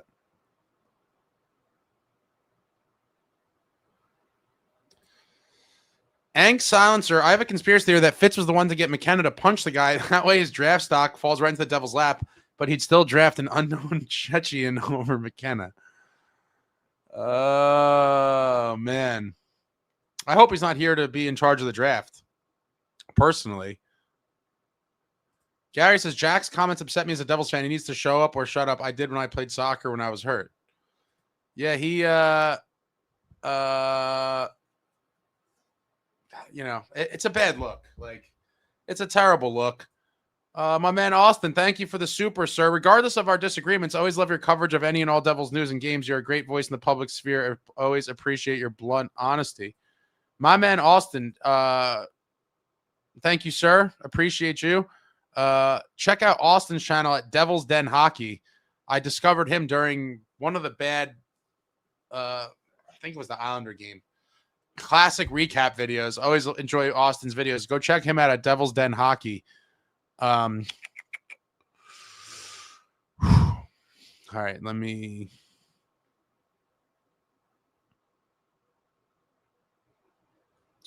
Ann says Ace gonna have to do some morning cardio in Italy to offset the food dive. Well, we're gonna be walking around a lot, like record amounts of steps. So I hope that the net result is that I hope the net result is that I don't gain too much. I mean, I know a lot of people that are like, oh, I went to Italy and ate so much and I came back and was like either the same or like lost 2 pounds, and everyone says, oh, their food's so much healthier and it's not processed with all the shit, blah, blah, blah. But I don't know, guys. I'm going to go in deep, like deep. So I'm hoping that, you know, the 20 to 30,000 steps a day help minimize the damage. I might make that a contest, actually. I'm going to make a contest. I'll announce it at some point. What is my net weight situation? I'm going to weigh myself in the morning before I leave, and then I'll weigh myself. It's got to be in the morning for it to be fair. So I have to look at the times, but I guess the morning after I get back. What is the net weight difference? Do I somehow manage to lose weight? Do I stay the same, or how much weight do I gain? Will be it'll be a funny contest. Amagi says, I got shit for saying I wouldn't miss Jack in a trade, and I'm a new gen fan of this team. I'm not attached to him like some of these people are. Yeah, crest on the front. I mean, I listen, I like him. He's dynamic when he's healthy, but unfortunately he's been unhealthy many a times, large chunks of seasons. And then when you factor in all the other, you know, kind of questions surrounding him, it's a lot to process. I mean, it is. And I hope somehow it all gets resolved, but I think we may be at a point of no return. And especially with, you know, with Nico, like I just can't see him looking kindly on all this. Vecna says, can't see Jack being here forever. It'll end in a divorce. It could. Jack, Ace, true or false? The Devils win a championship with Jack Hughes as the franchise face. I'm gonna go false. I do think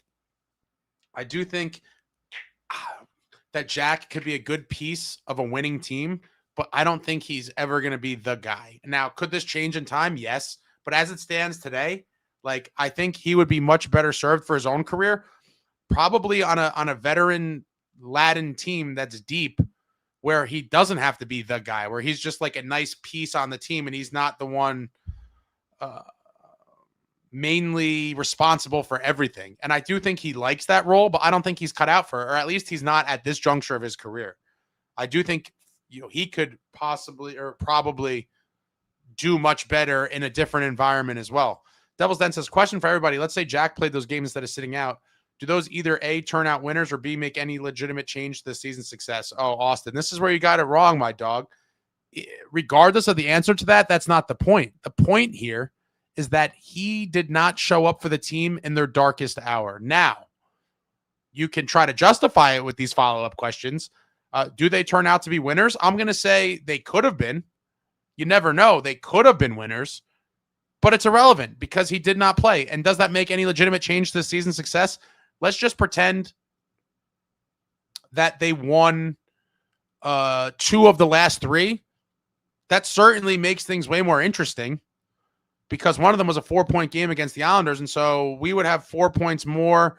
They would have 2 less. So we would be within 5 of the Islanders if we won 2 of the 3 games that he decided to sit out, which were Sens, Jackets, Isles. So, you know, does it make any legitimate change?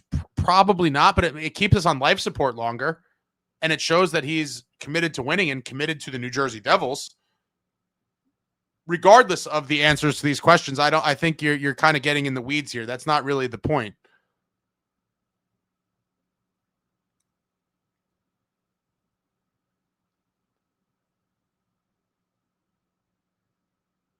Six says, Ace, you cannot claim this is a family show and you're giving Patrick and his kid the double birds. My man, Pat, so many people flamed me for having my Islander fan friend on for all of 5 minutes. Natasha says, same. Like Ace said, I'd miss him for about 3 seconds and then not care. No players untouchable. It's about the crest on the front, not the name of the back. As long as it improved the team, I wouldn't care at the end of the day. There you go, Tasha. Travelin says they probably gave him the okay to take the 3 games off. I don't know. That's an interesting theory. I could see it rubbing the team the wrong way for sure. And I'd have to believe that very well could be the case, but it could be the opposite as well. I mean, if you were a smart general manager or coach, I mean, probably more general manager, you would have to be trying to mitigate a potential bad situation, knowing that there's guys in the room that it's going to piss off. And so if you're kind of trying to get ahead of that and navigate this all in the interest of not, completely shattering the locker room, if you were Fitz, you'd be like, dude, you got to play in these games. Like knowing that these guys are probably already pretty fed up with this guy. But who knows? We may never know these answers, as we could speculate till we're blue in the face.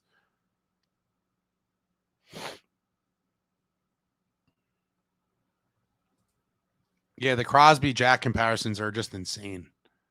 Completely insane. Yeah, Sid's an all-time great with just a drive and competitive fire like no other. And these people want to be like, oh, well, he was hurt too. Like, come on, man. Stickfix says, honestly, I'm more attached to Nico or even Dawson than Jack. Jack is no doubt a great player, but low-key, he's unlikable. Nico has commitment and Dawson has heart. I could see that. Renditch, one thing that does not get talked about enough about Jack, he's an amazing player, but he refuses to take contact on the boards and will spin away from contact and lose the puck on the boards. I think people talk about that regularly. I'm not trying to make this like the flame Jack Hughes hour. I mean, and inevitably with what's gone on, it's, I guess, kind of turned into that to some extent. But listen, I will take nothing away from him when he is on the ice and fully healthy, which we haven't seen in a while, obviously, since Chicago cut. But in the beginning of the season, he was looking like a legitimate top player in the league and a potential Hart Trophy contender. When healthy, he is dynamic. But at what point do you say, with the injury history and with all this other stuff, is it just not worth it? And I think that's a very fair question that many people are asking right now. Dubs likes to never compare Hughes with Crosby ever again. Blasphemy. Gary says, Mike McDonald said in the clip, Jack Hughes needs to learn from Patrick Kane how to play the game. BGG says, no one here works out with the Hughes in the offseason, but think they know what they do. Well, we all have eyes, BG Cheese. And we could tell you that there hasn't been much progress. I think that that's fair.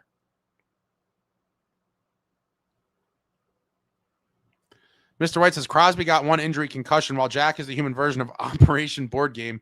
Whoever's comparing both things are brain dead, which is no surprise. Oh, God. Stickfix says, thank God I at least had 2012. Yeah, the Devils' last Stanley Cup run unfortunately ended in heartbreaking fashion with that penalty to Bernier. Always Burns. Why compare Jack to Crosby? I don't get it. Did anyone ever question Crosby's work ethic? No. Doubt it because he led by example. Yeah, totally. Sid is one of the guys I respect the most, non-Devil, for just seeing how he's gone about his business for over 20 years now. It's insane, and had all the pressure in the world on him, and he surpassed all of his expectations and more. Crazy stuff. Honky Lips has the alternate captain position been issued yet since Palat was traded? I think Bratter had the A on. I mean, that was the obvious one because he's worn it in games where Palat did not play.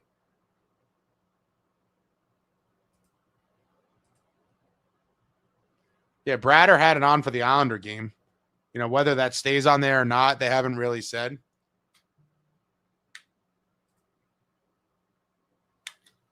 Natasha, hope we deal Dilly to real contender so he has a shot to win something he badly deserves.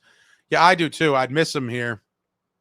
But I really want to see him have a chance at a cup, and it does not seem like that will happen here. So, BGG says, what examples of the soap opera that the Hughes have brought, the injuries? Do you follow the team? Or I'm beginning to question whether you follow the team or not. I mean, the Chicago cut thing, being injured every year, every season before, if you want to get in, I'm not going to count that per se in this conversation, but people will, where there's just some story surrounding you every single year. And then this year was Chicago cut. Then we had the Quinn Hughes kind of drama. And then shutting it down for 3 games. So I'm not exactly sure what version of reality you are living in, but there's certainly a lot of stuff. People aren't fabricating this. Now Tasha says, Fitz lands Robertson this summer is all forgiven. Tasha, absolutely not. There's nothing he could do for it all to be forgiven at this point. Literally nothing. There's been too many seasons flushed down the toilet. John and Jay, Devils, are you making a trip to Rome while you're there? No. I think it's too far. Traveling's coordinating all this stuff. He's a veteran of Europe. I know we're going to Florence and Venice. I think Rome's too far. David, I agree with Austin on Jack, even though I get what you're saying about leadership, but that's Fitz's fault for not grooming him for professionalism. Keefe did get him to calm down on ice antics. Yeah, but that doesn't matter, man. And again, I do blame Fitz, but here we are. So you could play the blame game all you want, but the reality is he's become this guy, right? So yeah, like I said a long time ago in this live, I do believe it is an upper management issue for failing to have the right guys in place to groom him and bring him up in the league. But here we are. That's too late. So yes, is he in of himself the origin of the problem? I mean, he's a big part of it. Obviously, we're talking about him specifically, but he was failed by his general manager. But here we are, and I don't know. We could very well be at the point of no return, in my opinion. Now, I hope to be wrong, and that one day he has this, as Rupper called it, this come to Jesus moment where he snaps out of it and all of a sudden becomes the guy we all want him to be. I just don't know how realistic that is, and it certainly seems like a hope and wish kind of situation.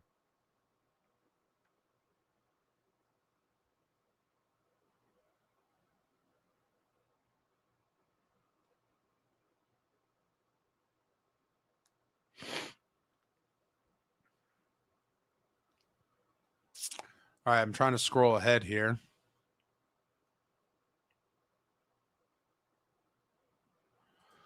Devil's Den says, David, this is the issue. Fitz has failed to cultivate or hold anyone accountable for anything. It's true. But, and then when you want to go further up the kind of ladder there, you could say that it starts with ownership because Fitz hasn't been accountable.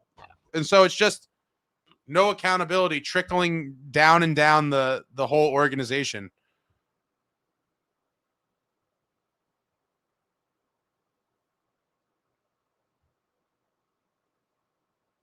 BGG says Jack is an extra because he's still not 100%. So him not playing the Isles game is because he's injured. Where are you coming up with? First of all, that's a projection, by the way. And I don't, the chart that I put up is a projection by NHL media. And I don't believe that that has anything to do with him being injured. But what a crazy spin that would be. Oh my God, that he's going to say he's injured and sit out the first Olympic game because of everything that's happened since. I mean, listen, that would give a little more credibility to it. But I don't see it happening. I don't at all. But that would be super interesting. If they're like, oh, he's hurt, he can't play the first game, then wow, that would certainly be something. But I don't think that's happening. I straight up think that is a function of just the roster construction of Team USA that he's an extra. I don't think that has anything to do with the injury, but we'll find out. Michael says, I would trade Jack and Luke for Brady. Mr. Right, Brady's neck is as thick as Jack's chest. Jason, no, it's hilarious. Jackson will be watching from the stands. Again, that is projections. We don't know. Dubs is like, David Chimes, Rupper never said it was fake. What he said that most often when a player's day-to-day with the lower body injury and they want to play, they are playing, simple as that. Yeah, I couldn't agree with that more, and that's pretty obvious, I think, to everybody, or most people before he said that. But some people need that. Always Burns, the Peter Secor story that Brodeur mentioned in his book was interesting. It shows Lou wouldn't put up with this drama. Yeah, somebody tweeted that, I think, to Mr. White, and he may have tagged me in it. Where is my...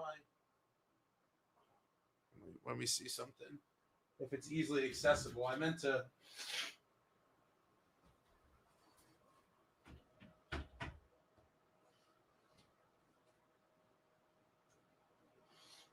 No, the book is not, like, right here. I'll find it. I have stuff everywhere in here. Rendich says Billy G will step in and force Jack in the lineup. Maybe, maybe not.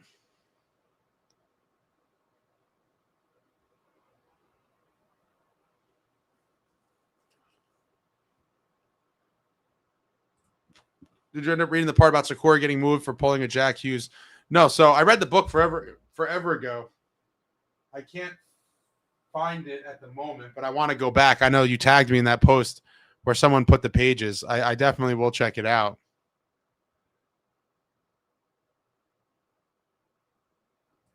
Utah, get me 285. 2 of the 3 years the Devils won the Cup, Eliash led the team in points. Can't replace Eliash, but hopefully in the future they can find a draft another player like him. What a solid team guy. Team guy. Patrick Eliash. Played for the crest on the front of the jersey. 2-time Cup champ. David Chimes says, if Jack is scratched for the first few Olympic Games or injuries, would that change your opinion, or would you say he's even softer? So I'm thinking about all this. I just mentioned this a minute ago. If he's scratched because of injury or he's scratched because of like, this is our lineup, 2 very different things. If they say he's unavailable to play for injury, then I would believe it a little bit more. But at this point, and people are going to say this is crazy, I could see him maybe sitting out a game to try to kind of squash all the stuff that has occurred after him not playing the Islanders game. Be like, oh shit, I could sit out the Latvia game and then maybe make this all go away. Now you're getting slightly conspiratorial. I don't think that's crazy at this point. But I don't know. I think he's healthy enough to go, and I don't see him not playing if he's able to. So if he's scratched, I'm pretty sure it will be truly a healthy scratch. Right. And that was the next thing I was going to say, Zach, is if he's injured, then he shouldn't be there if that's the case. So I can't see that being real. Rendich says, if Nico says it's me or him, that's real captain material right there. I mean, what a reckoning. That'd be wild, right? Imagine Fitz. I think his head would explode. And sadly, I think they would pick Jack. I mean, all right, so now we're going to the next portion of Brian's poison. We got the calandras. BG Cheese, the same people who criticize Jack play on the ice, the same people who criticize when he's not playing. Make up your mind. I'm not one of those people. I just want guys that are team players and want to win. I'm destroying this box. They really taped the hell out of this thing. I should have got a knife. Oh, man, this box is heavy, too. I'm not responsible enough to have these things in my possession. So we got John says, Nico threw down with knives. He put it all on the line this season. Teams would be chomping at the bit to get Nico. Oh, for sure. In free agency, millions of teams would be lining up to try to get him and pay him. Thanks, Jesse. It's 10 p.m. Do you know your smash like is? Hit the thumbs up. But the Calandras, coincidentally, one of the big sponsors of our beloved New Jersey Devils. Lots of their goodies throughout. Oh, my God. Oh, my God. Brian is, oh, man, what an evil human being, folks. This is just, I don't even know. So we have like a St. Joseph's in here. Creme brulee, a carrot cake. I don't know, some other unidentified things. Wow. Egg Claire. And this is wild. Oh, boy. Oh, boy. This is diabolical. And because there's different kinds, that's a real issue. If it was like a box of the same thing, it'd be easy for me to eat one and stop. But when there's different varieties, Brian's really evil. Oh, my God. Thank you, Brian. And I hate you because that's really bad. David says, does anyone in the chat not think Fitzgerald is the biggest problem? I don't think so. Mr. White says, watch Kate Madigan being the interim GM. I don't think so. I think the whole administration would have to go. I mean, clean house minus Marty. And I know a lot of you are going to disagree with me with that, but I'm not making Marty pack up his belongings. But everybody else, hit the bricks. Mr. Filbert says the Hughes are fragile. It has to be said. I mean, BG Cheese, Ace, how does it feel to have 8,000 followers on YouTube? You are killing it. I mean, not really. I mean, you know, like I've said, it's cool, you know, for some stuff, but I'm hoping that it eventually could lead to something that is meaningful in some way and provides opportunity to bring you guys cooler stuff and, some sort of cool in-person experiences, but we'll see. I will keep along the road and see where it goes. Jason, no, we need to start selling as soon as the freeze lifts. I mean, how many pieces can we sell though? There's not a ton. There's so many guys with trade protection. I do expect, obviously Dougie to be one of them, but who else can you really sell? If they trade Cody Glass, we riot. If they trade Glass, we riot. A bit of applause says people say that because portion sizes are smaller, not the food is healthier. I don't know. I've heard a little bit of both. Honky Lips says, I have family in Northern Italy. Food is great and locally grown. You won't gain weight. Enjoy it, brother. Thanks, man. I think I will, though. I'm gonna go ham. I'm gonna eat lots of pizza, gelato, pasta, sandwiches, meat, everything. I want to try like other, even from like convenience stores, like random candies and stuff that we don't have here, or chocolate. I want to try it all, and I'm gonna video it all. I will certainly record myself. I will record both weigh-ins, the before and after, for sure. Pulp Mystic, Fitz is the problem, not our best player. Fitz brought back the same team as last year when he said he wouldn't. Then he fumbled the Quinn deal. Then he didn't get help in time to save the season. I mean, I think two things could be true at once. I think he is a huge problem. And Jack is now part of the problem, unfortunately.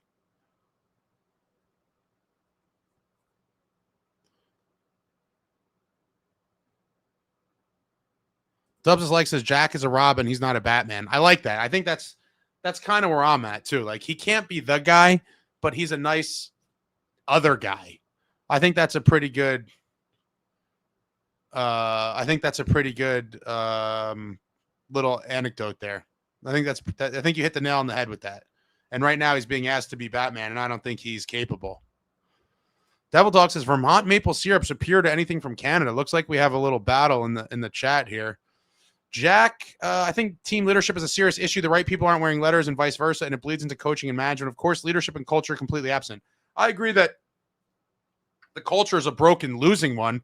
I will say I do think that people often put too much credence or weight, importance into letters. I mean, there's been tons of Devils teams and other teams as well throughout league history that there's leaders on the team that don't necessarily need to have a letter on their jersey. Like, you could lead without having a letter. And there's some guys that have had letters that people are like, they maybe wasn't the best leader. I typically would like for my team, and then in this case, the Devils, for who I think are the best leaders to be wearing the letters, but you definitely don't need a letter to be a leader. Like, that has been proven time and time again. Ethan says, Ace, I have a question. If you could only have one Kachuk brother, which are you picking? Like, for the Devils, I would pick Brady. If I was the GM of like an expansion team and you had to pick one, probably Matthew, but maybe not even. It would depend on a lot of variables, but I love them both, but I'm definitely slightly favoring Brady personally. David Chom says 90% of life is showing up. You guys are brutal.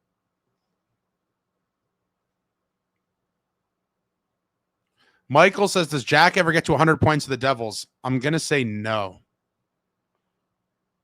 I used to say emphatically yes, but at this point, I don't.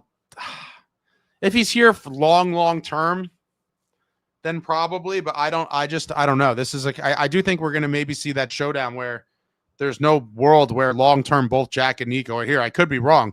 Jack McCabe, Nico can be the C because not often guys get the C stripped anymore, but Hughes and Bratt cannot wear letters. Sorry. Give them to Dylan and Mercer. The way they play, their durability are key. Oh, Dilly definitely deserves a letter, but I just hope he gets traded the hell off of the sinking ship for his own mental sanity and for his chance to win a cup. Critter Chronicle says Nico needs to knock this bum Jack out when Switzerland plays USA. Would love to see that. That'd be brutal. I would not like to see that. I'm still rooting for USA to win gold. David Chimes says almost no players can be compared to Crosby. Easily top 10, maybe top 5 all time, maybe number 1 for leadership all time. Messier might be better for leadership, but Crosby a better player. I mean, he's definitely an all-time great and on super high on the list of everything. Captains, players. It's just wild. Taver says, I just want to put something out there for people if they want to discredit Mike Rupp. I'd ask them to watch the Danbury Trashers documentary and look at his Game 7 winner goal. The documentary, the Trashers documentary is epic. Devil's Den, Crosby, McKinnon are easily the 2 hardest working guys in the NHL, and it's not even close. And guess what? The results speak for themselves. Obviously, these guys are next level, out of this world talents, but they also put in the work. They are committed to getting better, being better, and to helping their team win. Can we say the same about this guy? And the evidence would tell us no. That is just the reality. It's never too late to turn it around. But Jay Snow said they literally said it on Spitting Chicklets that people around the league question why Luke and Jack haven't committed to the gym. Yeah, why? I don't know. Travelin says Crosby had the right mentors around him when he was young. Legends. Yeah, he was living at Mario Lemieux's house. And again, I think Sid inherently had a lot of these leadership qualities. He probably was, the guy on every team he's ever played for, and people probably looked up to him in juniors and all these things. But it obviously helps when you're literally living in Mario Lemieux's house. Living in Mario Lemieux's house your rookie season, and then you go on to have the career you did for the Pens and all the success. It's just crazy. Yeah, Mario Lemieux. Zach, I'm actually feel privileged. I got to see Crosby's whole career. He's our version of the greats that we only heard about back in the day. Absolutely. Ovechkin as well, but Sid really is like that upper echelon of just unbelievable legend. Crazy. Playing with and for Mario helped Crosby. Absolutely. Jason, no, every year the players weigh in when they come to camp. Yeah, I know. I would love to see some of those real numbers.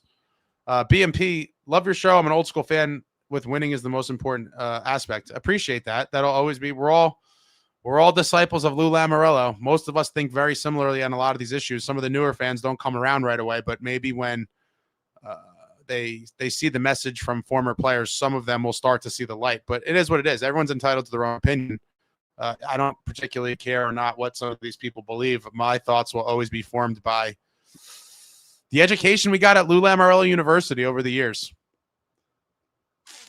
Scott says changes need to be made. The current core group of players will not win a cup. The first step is firing Fitz. I completely agree with that. Completely agree that it starts with a new GM. You guys, Lou would have shipped half this team away for sure. Tons of these guys would have been traded forever ago.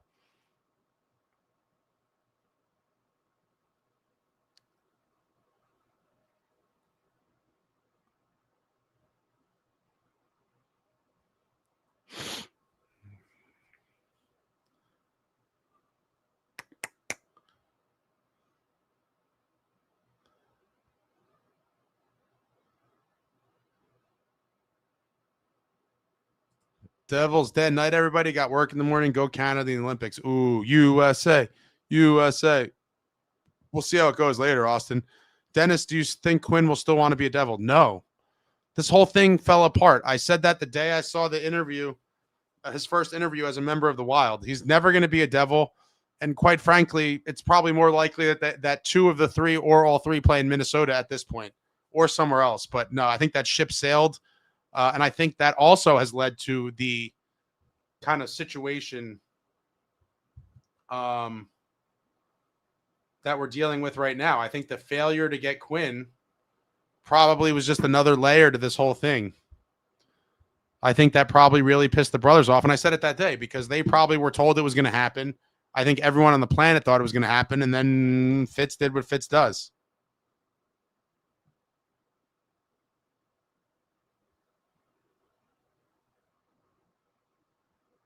Imagine Jack with Pat Burns. No, I can't. Or probably even a guy like Jacques.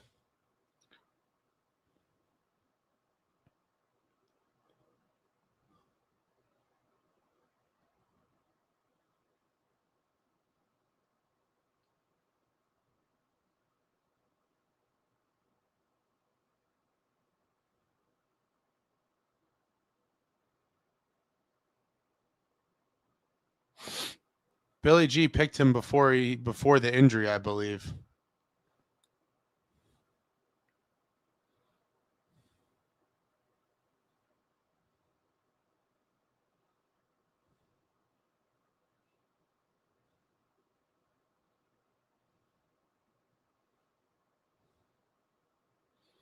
Timo says the owners are a gigantic problem.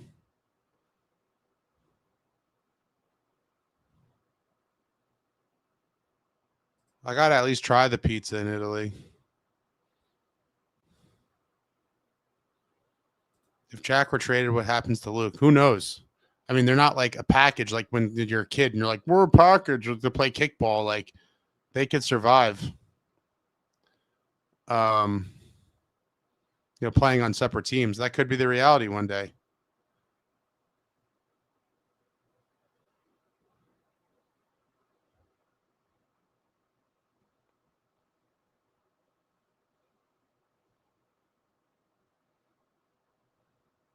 Garris, I think Pesci deserves to see maybe a change would work. Give Nico a break. I can't see them asking him to relinquish it.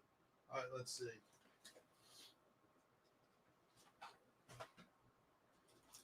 Guess we'll go regular first.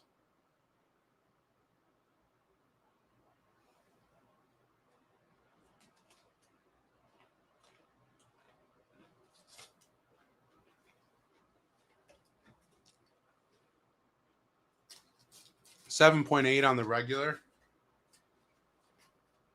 We got a chocolate covered. It should be a little bit higher, I think.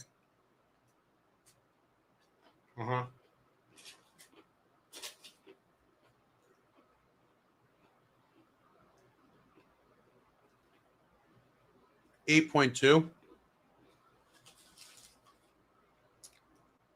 The eclair, they have these at the games.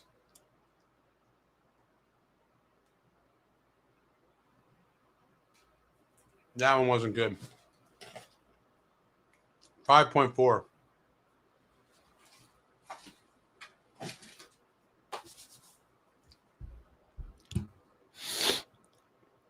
Jack, are Jack and Luke a package deal if they get traded? I wouldn't want just Luke. No, they're definitely not. And it's going to be hard for a lot of teams to A, fit them both under the cap, and B, have the assets to send the Devils. And so I could see them getting traded to separate places, or even a world where Luke is still here. But I do think if you trade Jack at that point, you have to trade Luke as well. But it's a mess. It's a complete mess.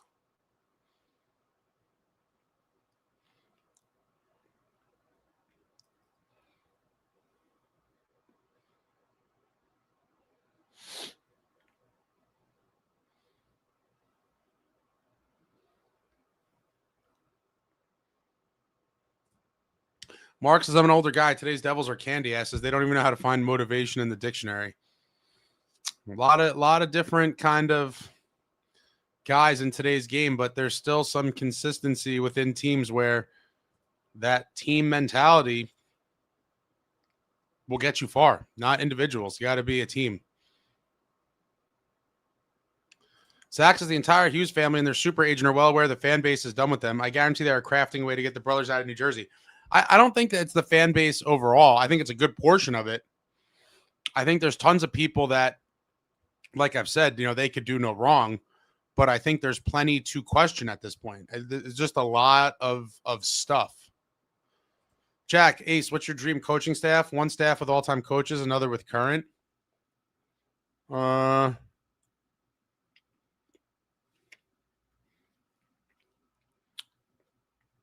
I mean, all time, it would just probably be a combo of like Jacques, Larry, and Pat Burns. Current coaches, I would want guys that probably aren't even, I don't know, Torts, Scott Stevens, and I'd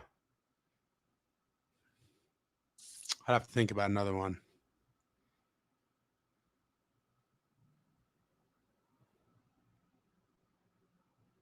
No, Pat Burns certainly wouldn't tolerate the soft play. I like grilled meats.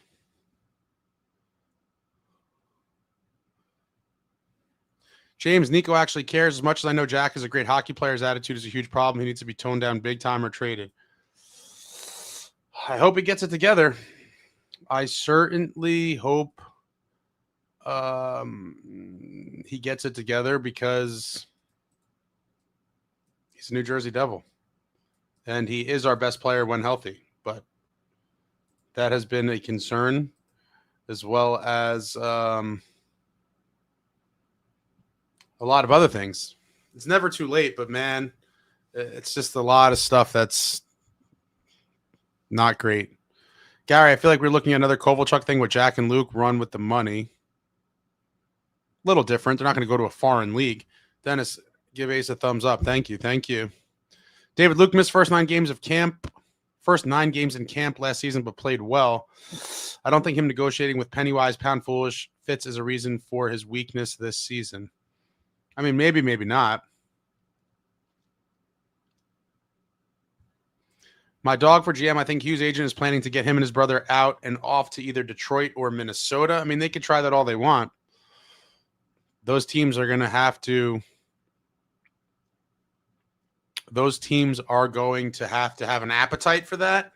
And again, cap space, you're talking $17 million between the two of them, and assets to send the Devils. They're not going to just give these guys away. And quite frankly, if Fitz is the one handling this, he probably overvalues them both and probably thinks he's going to get this insane truckload of assets back for them. And I don't think he will. I think they'll fetch a nice return, but I don't think it's what a lot of people would expect. And I certainly don't think it's what Fitz is going to expect, which would probably lead to even more of a delay of something actually happening. And I'm not saying that this is the answer yet, but it very well may end up there. I don't know.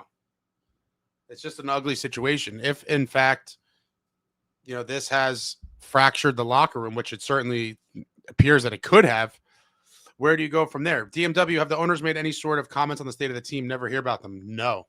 Outside of, like, we heard third hand that Fitz's job was secure when people were kind of bloodthirsty and all of this stuff. I guess that was probably already a month or two ago already, that that no one was going to get fired and they would assess maybe at a later time. I don't know. Which seems kind of crazy to think about, given what the expectations were of this team going into the season and where we are once again, literally before the Super Bowl. The season is over, and it's like well over. It's not like, oh, they're probably done, like dead in the water. 11 points out of a wild card and third in the Metro. Like, if you told me this before at any point during the season, like up until even December or in the summer, if you said the Devils are going to be 11 points out before the Super Bowl, I would have been like, you are on crack. But that is the world we're literally currently living in right now. Manny says, Ace, a wise man once said, if it walks and talks like a duck, it's not a chicken, it's a duck. Just saying, guys. Yeah. Chris Terreri should be goalie coach. I think he's employed by the Islanders, if I'm not mistaken. John says, in interviews, Jack comes across as a simpleton. I think he just hates the media, and he wants to try to kind of be done as soon as possible. Saravo, Ace is one of the best podcasters out there, believe me. Tremendous ratings, fantastic energy, really top-tier stuff, one of the very best. Thank you, sir. Appreciate that. My dog, 4GM, the only fans who consistently hero worship Jack Hughes and attack other fans for criticizing his play are found on Devils forums. Other than that, most fans are calling him out right now. But the real question is, do the people, and this is what I say all the time, like the people that go to games, a lot of them are super casuals, and it's not to like attack them, but they're just unaware of a lot of the other stuff kind of going on in the background. So I don't really know what percentage of, I guess really the real question is like, where are season ticket holders at, I guess, because that would be like the most important core kind of group. Where are season ticket holders at with all of this? Saravo, going to bed now, work at 5 a.m., but live listening to. Thank you. Honky Lips. Remember in the summer when a lot of us were concerned about the Devils' rough October schedule? If we only know what we know now, damn. Yeah, right? We losing the first game, but then they win 8 in a row, and then they were 12-4-1. Like, wow, October schedule, check. Like, no problem. Past their flying colors. And then from mid-November on, oh, no. I just rocked the mic. Luckily, I didn't knock anything out. Jono says in interviews, Jack comes across as a dope, not a good rep for the Devils NHL. I don't think it's that. Like, this is where I have to be fair. Like, I don't think he's a dope.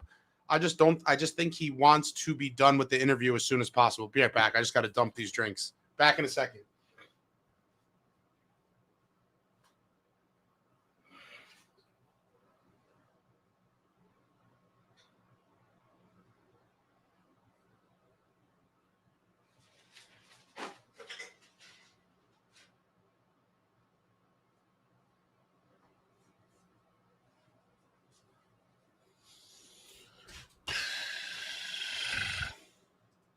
Gary, they get bonuses to show what they could do. which they are not. Both Hughes brothers can't even play 50 games. When do they get bonuses? I don't know. Always Burns. A hockey team was like an orchestra. Ken, don't think you're in the violin section. You're a bass drum. Lou Lamoriello quote directed at Ken Danico. Yeah, you got to play your part in the orchestra. Dano knew his part. All of those teams, every guy knew their part. Back to kind of that's pretty much reflective of what Rupper said in one of those clips I played where Lou went down the line and asked every single guy, like, what is your job here? The Devils don't have heart. Gary, Jack needs to be challenged. Show us why we are paying you this big money when you can't play. BMP, I would have never thought of trading any of the core. Unfortunately, I would get rid of at least one or two for a shake-up retool. I think it's necessary at this point. I mean, where are we going? It seems like it'll just be more of the same year after year. I think we've seen what this team is capable of.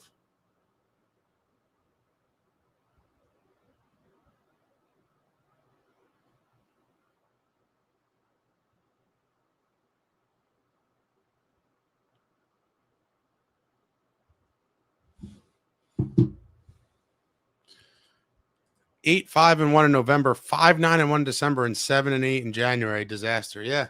The beginning of the end. Post Chicago cut. Justin Smith says, eat lots of food in Italy, Ace. Oh, you know I'm going to do that. You don't got to tell me that. Quick before I go, Pats or Hawks? I haven't really followed either one of them too much this season. I don't know. What's the line? For some reason, I thought from a few weeks ago the Pats were going to win. Like a few weeks back.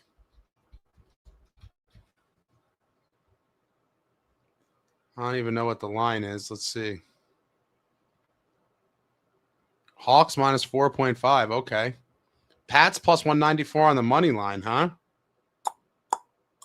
Interesting.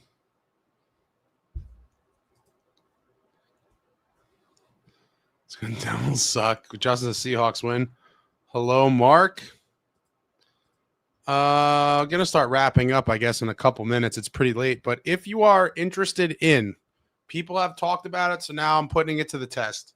Potentially doing an in-game watch party, a live watch party for a game in March. Thinking about possibly the first Devils Rangers, the home game on March 7th, but a lot of people are like, oh, do an away game. So I'm also considering the Wednesday, March 18th, Devils at Rangers game.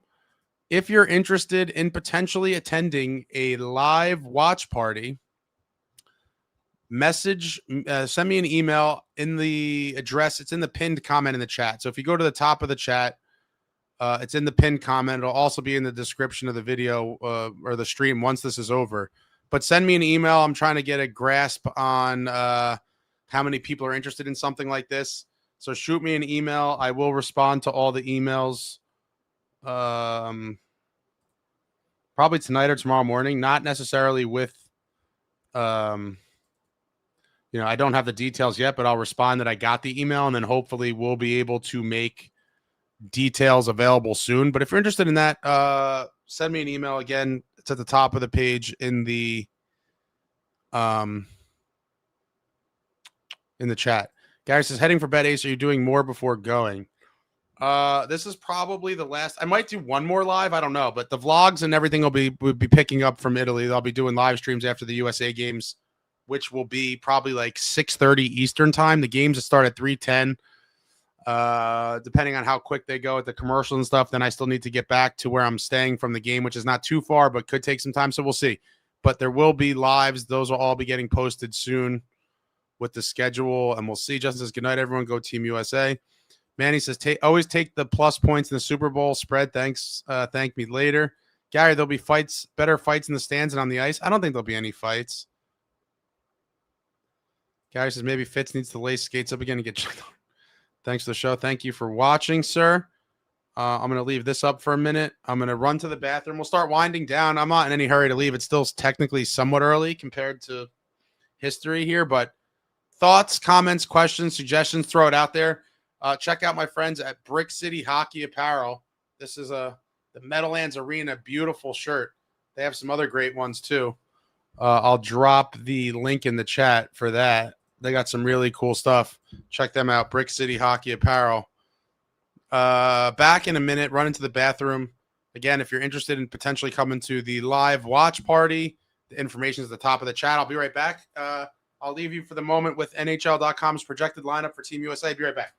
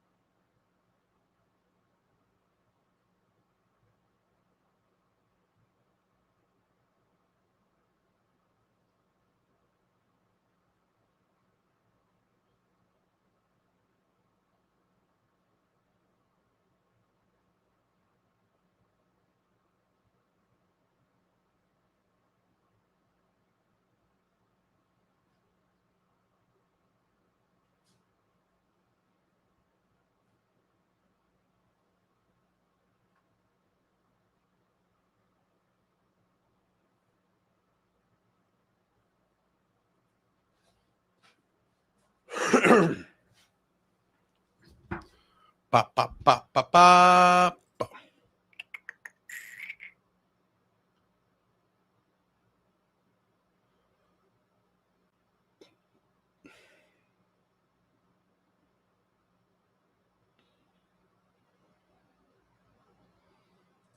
My Bob, how many minutes do you think Jack will play per game in Milan? Well, if those NHL media people are correct, he could be a healthy scratch. Now, some people are speculating that's because of his injury. I don't think it is. I'm very curious to see. I don't think they're going to have any guys out there that aren't going to play in at least a game. But who knows? I'm curious to see when we get some notes. I don't know when. Let me see if that's even available.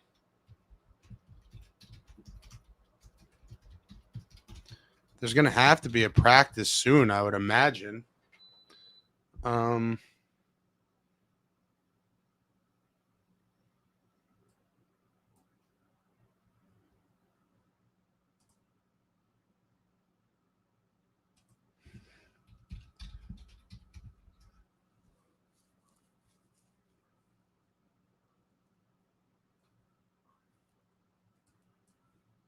Yeah, I mean, the practices have to start soon. So at some point, we will get something from there. That'll give us a better idea. My dog for GM, I just had a fun time adding Ty Domi, Owen Nolan, and Ed Jovanovski to the 2000 Devils team in a fantasy matchup versus the Avs that series. Well, those guys certainly would have made that a very good and interesting Devils team even more interesting.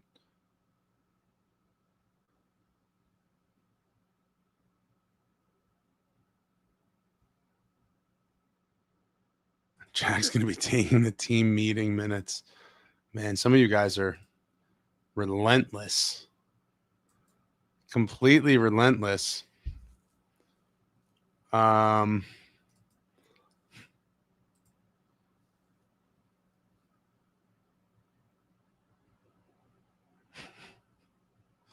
Angelo says, can't even think about hockey at this rate. Yeah, it's brutal. I mean, listen, somehow we're going to have to get through these final. It is just frustrating to watch. Hopefully they show some more heart down the stretch. Brutal stuff. They come back. There's 3 games in February. Heavy home schedule to start when they come back. You know, they start back at home against Buffalo, 2 on the road, and then a 7-game homestand. March 3rd to the 16th, 7 games. Then they go on the road for 5, come back for 1 against Chicago, at the Rangers, and then April, 5 of 8 games at home before wrapping up April 14th. It's crazy to think there's so much more time left in the season to watch some of these games. My God. Mark, Nico said we were right there. Just saw this last play where Kovacevic did not pay attention, but it's a little too late. We are not there since December. Yeah, it's just too little too late for this team in general. So many opportunities, so many times to just go in the third period and get these 2 big points. And they just couldn't find a way to do it. Mentally and physically weak. Sheldon Keefe told the world it's a real problem. Alex says, do you think the team should completely rebuild and trade Jack the entire core? Do you trust this core with a new GM? No. I would like to see a new GM, and I'd like to see at least one piece of the core traded. Just because you're not going to bring in the necessary pieces on top of those guys with cap space and everything. It's not realistic. So with a new GM, I do have hope that you could trade one of them and then move some of the other pieces around to try to kind of do a retool and keep this team competitive and hopefully improve them for a playoff run. But we'll see. I mean, there's a lot of hard decisions, but there's probably a good amount of cap space that could be created by trading, you know, one of the core pieces, and then a lot. You could trade a guy like Dilly, who probably, you know, wants to go chase a cup. Maybe a guy like Siegs you replace with a guy like Colton White, or, you know, a guy like Edwards, somebody much cheaper, and you save a few $1 million there, a couple $1 million. Like, I think there's plenty of ways to create cap space to try to fix this, but I in no way trust Fitz to do it. It would need to be someone from the outside, but I do think you would have to trade one of the core pieces to make it happen. I just don't see how all 4 of them could come back and there be any meaningful difference for this team. Who would you trade out of Jack, Luke, Brat, Nico, and Timo? It's a tough one. I think Jack, and I mean, the Jack thing from purely hockey viewpoint is, you know, obviously one of your best players and is a center. And the same with Nico. You know, in an ideal world, it would probably have to be one of Brat or Timo. It would kill me to trade, you know, it would suck to trade either one of those guys. I think they're both very good players, but just as a group, this hasn't worked out. And so how many times can you make yourself believe that this is the year, this year is going to be different? Like, I'm over that. We've seen the movie before. It's always going to end in a similar way. It's either going to be, at worst case, missing the playoffs in horrific fashion like we are this year, or best case, they get smacked in the first round. You know, they made the playoffs, but they got destroyed. So however you slice it, it's just not nearly good enough. And I think nothing will change unless there's a big shakeup, and one of those guys would have to go. My dog for GM Jack will play first-line minutes in Italy, then suffer a lower body injury in the last game and miss the next 4 to 6 weeks of the Devils. The dude is over, NJ. The writing's on the wall. I mean, interesting prediction. Man, at that point, if that happened, I think it would be the chatter would become like deafening to the point where you would almost have to trade him. And I'm not rooting for this to happen, but this is how a bad situation that he did create, quite frankly, by not playing in at least the Islanders game. I really thought he was going to play in the Islanders game so that all of this couldn't even be a talking point, but he served it up. He had to know too, which makes it that much worse. Like, playing the Islander game, and this is all not happening. Just one of the games. If you just played in one, none of this is a talking point. None. It's super unfortunate. I hope that doesn't happen. I hope he plays well in the Olympics. I hope we win a gold medal. I guess I'll do the cream puff review real quick, and then I'm gonna go watch some television. I think I'm gonna take the strawberry out. I like the strawberry, but that could skew the review. All right, this is one of my favorite things from Calandras for sure. This is like courtesy of my buddy Brian. This is a cream puff of some. This is St. Joseph's. Oh boy, it's all over my face. Messy. Hold on. I need a shower.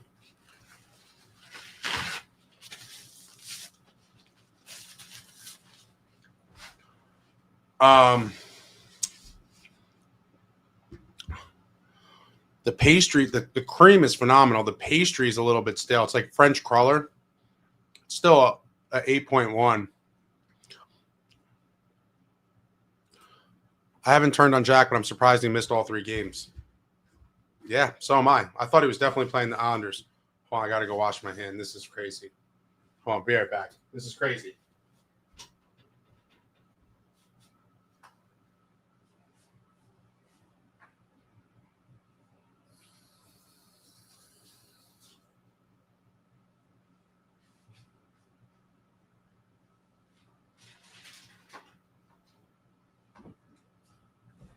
All right.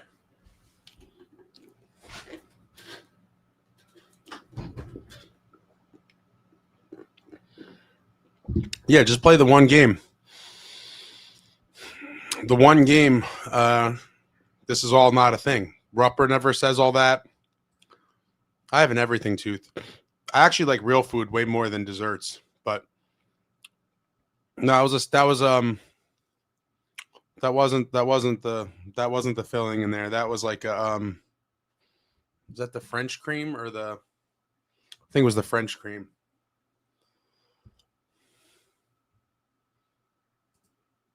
I do like that top line though.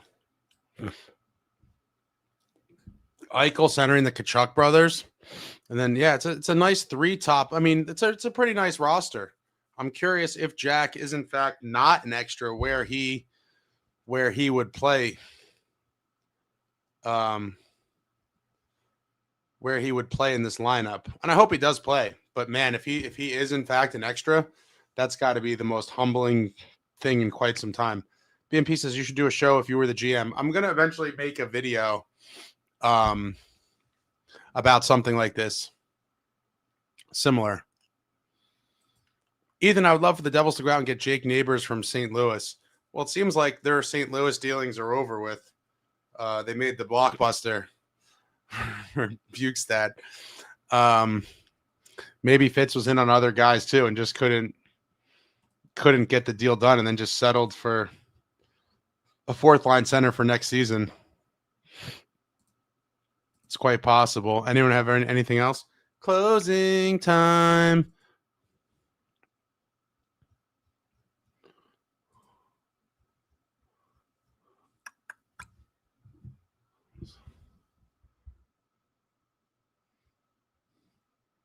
I fell asleep last night watching the Miracle documentary on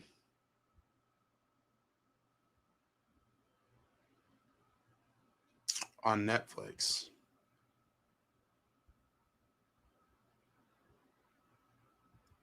I might resume it and see if I could stay awake tonight.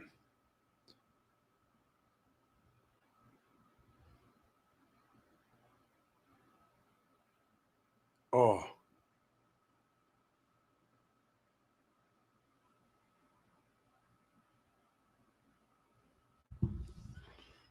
Yeah, it started off pretty good. I think I fell asleep after like 15, 20 minutes. Honky Lip said it was awesome. Yeah, I started it super late and I was like doing the old like stay awake in my bed and it just didn't work out. The bed always wins. The eyes get heavy and then it's hit the snooze. Hit the snooze.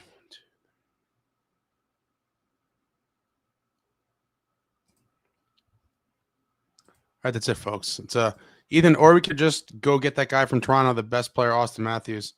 We're not getting him. And I don't even know if I'd want to to use as the resources and money required to get him versus some other potential guys we could get.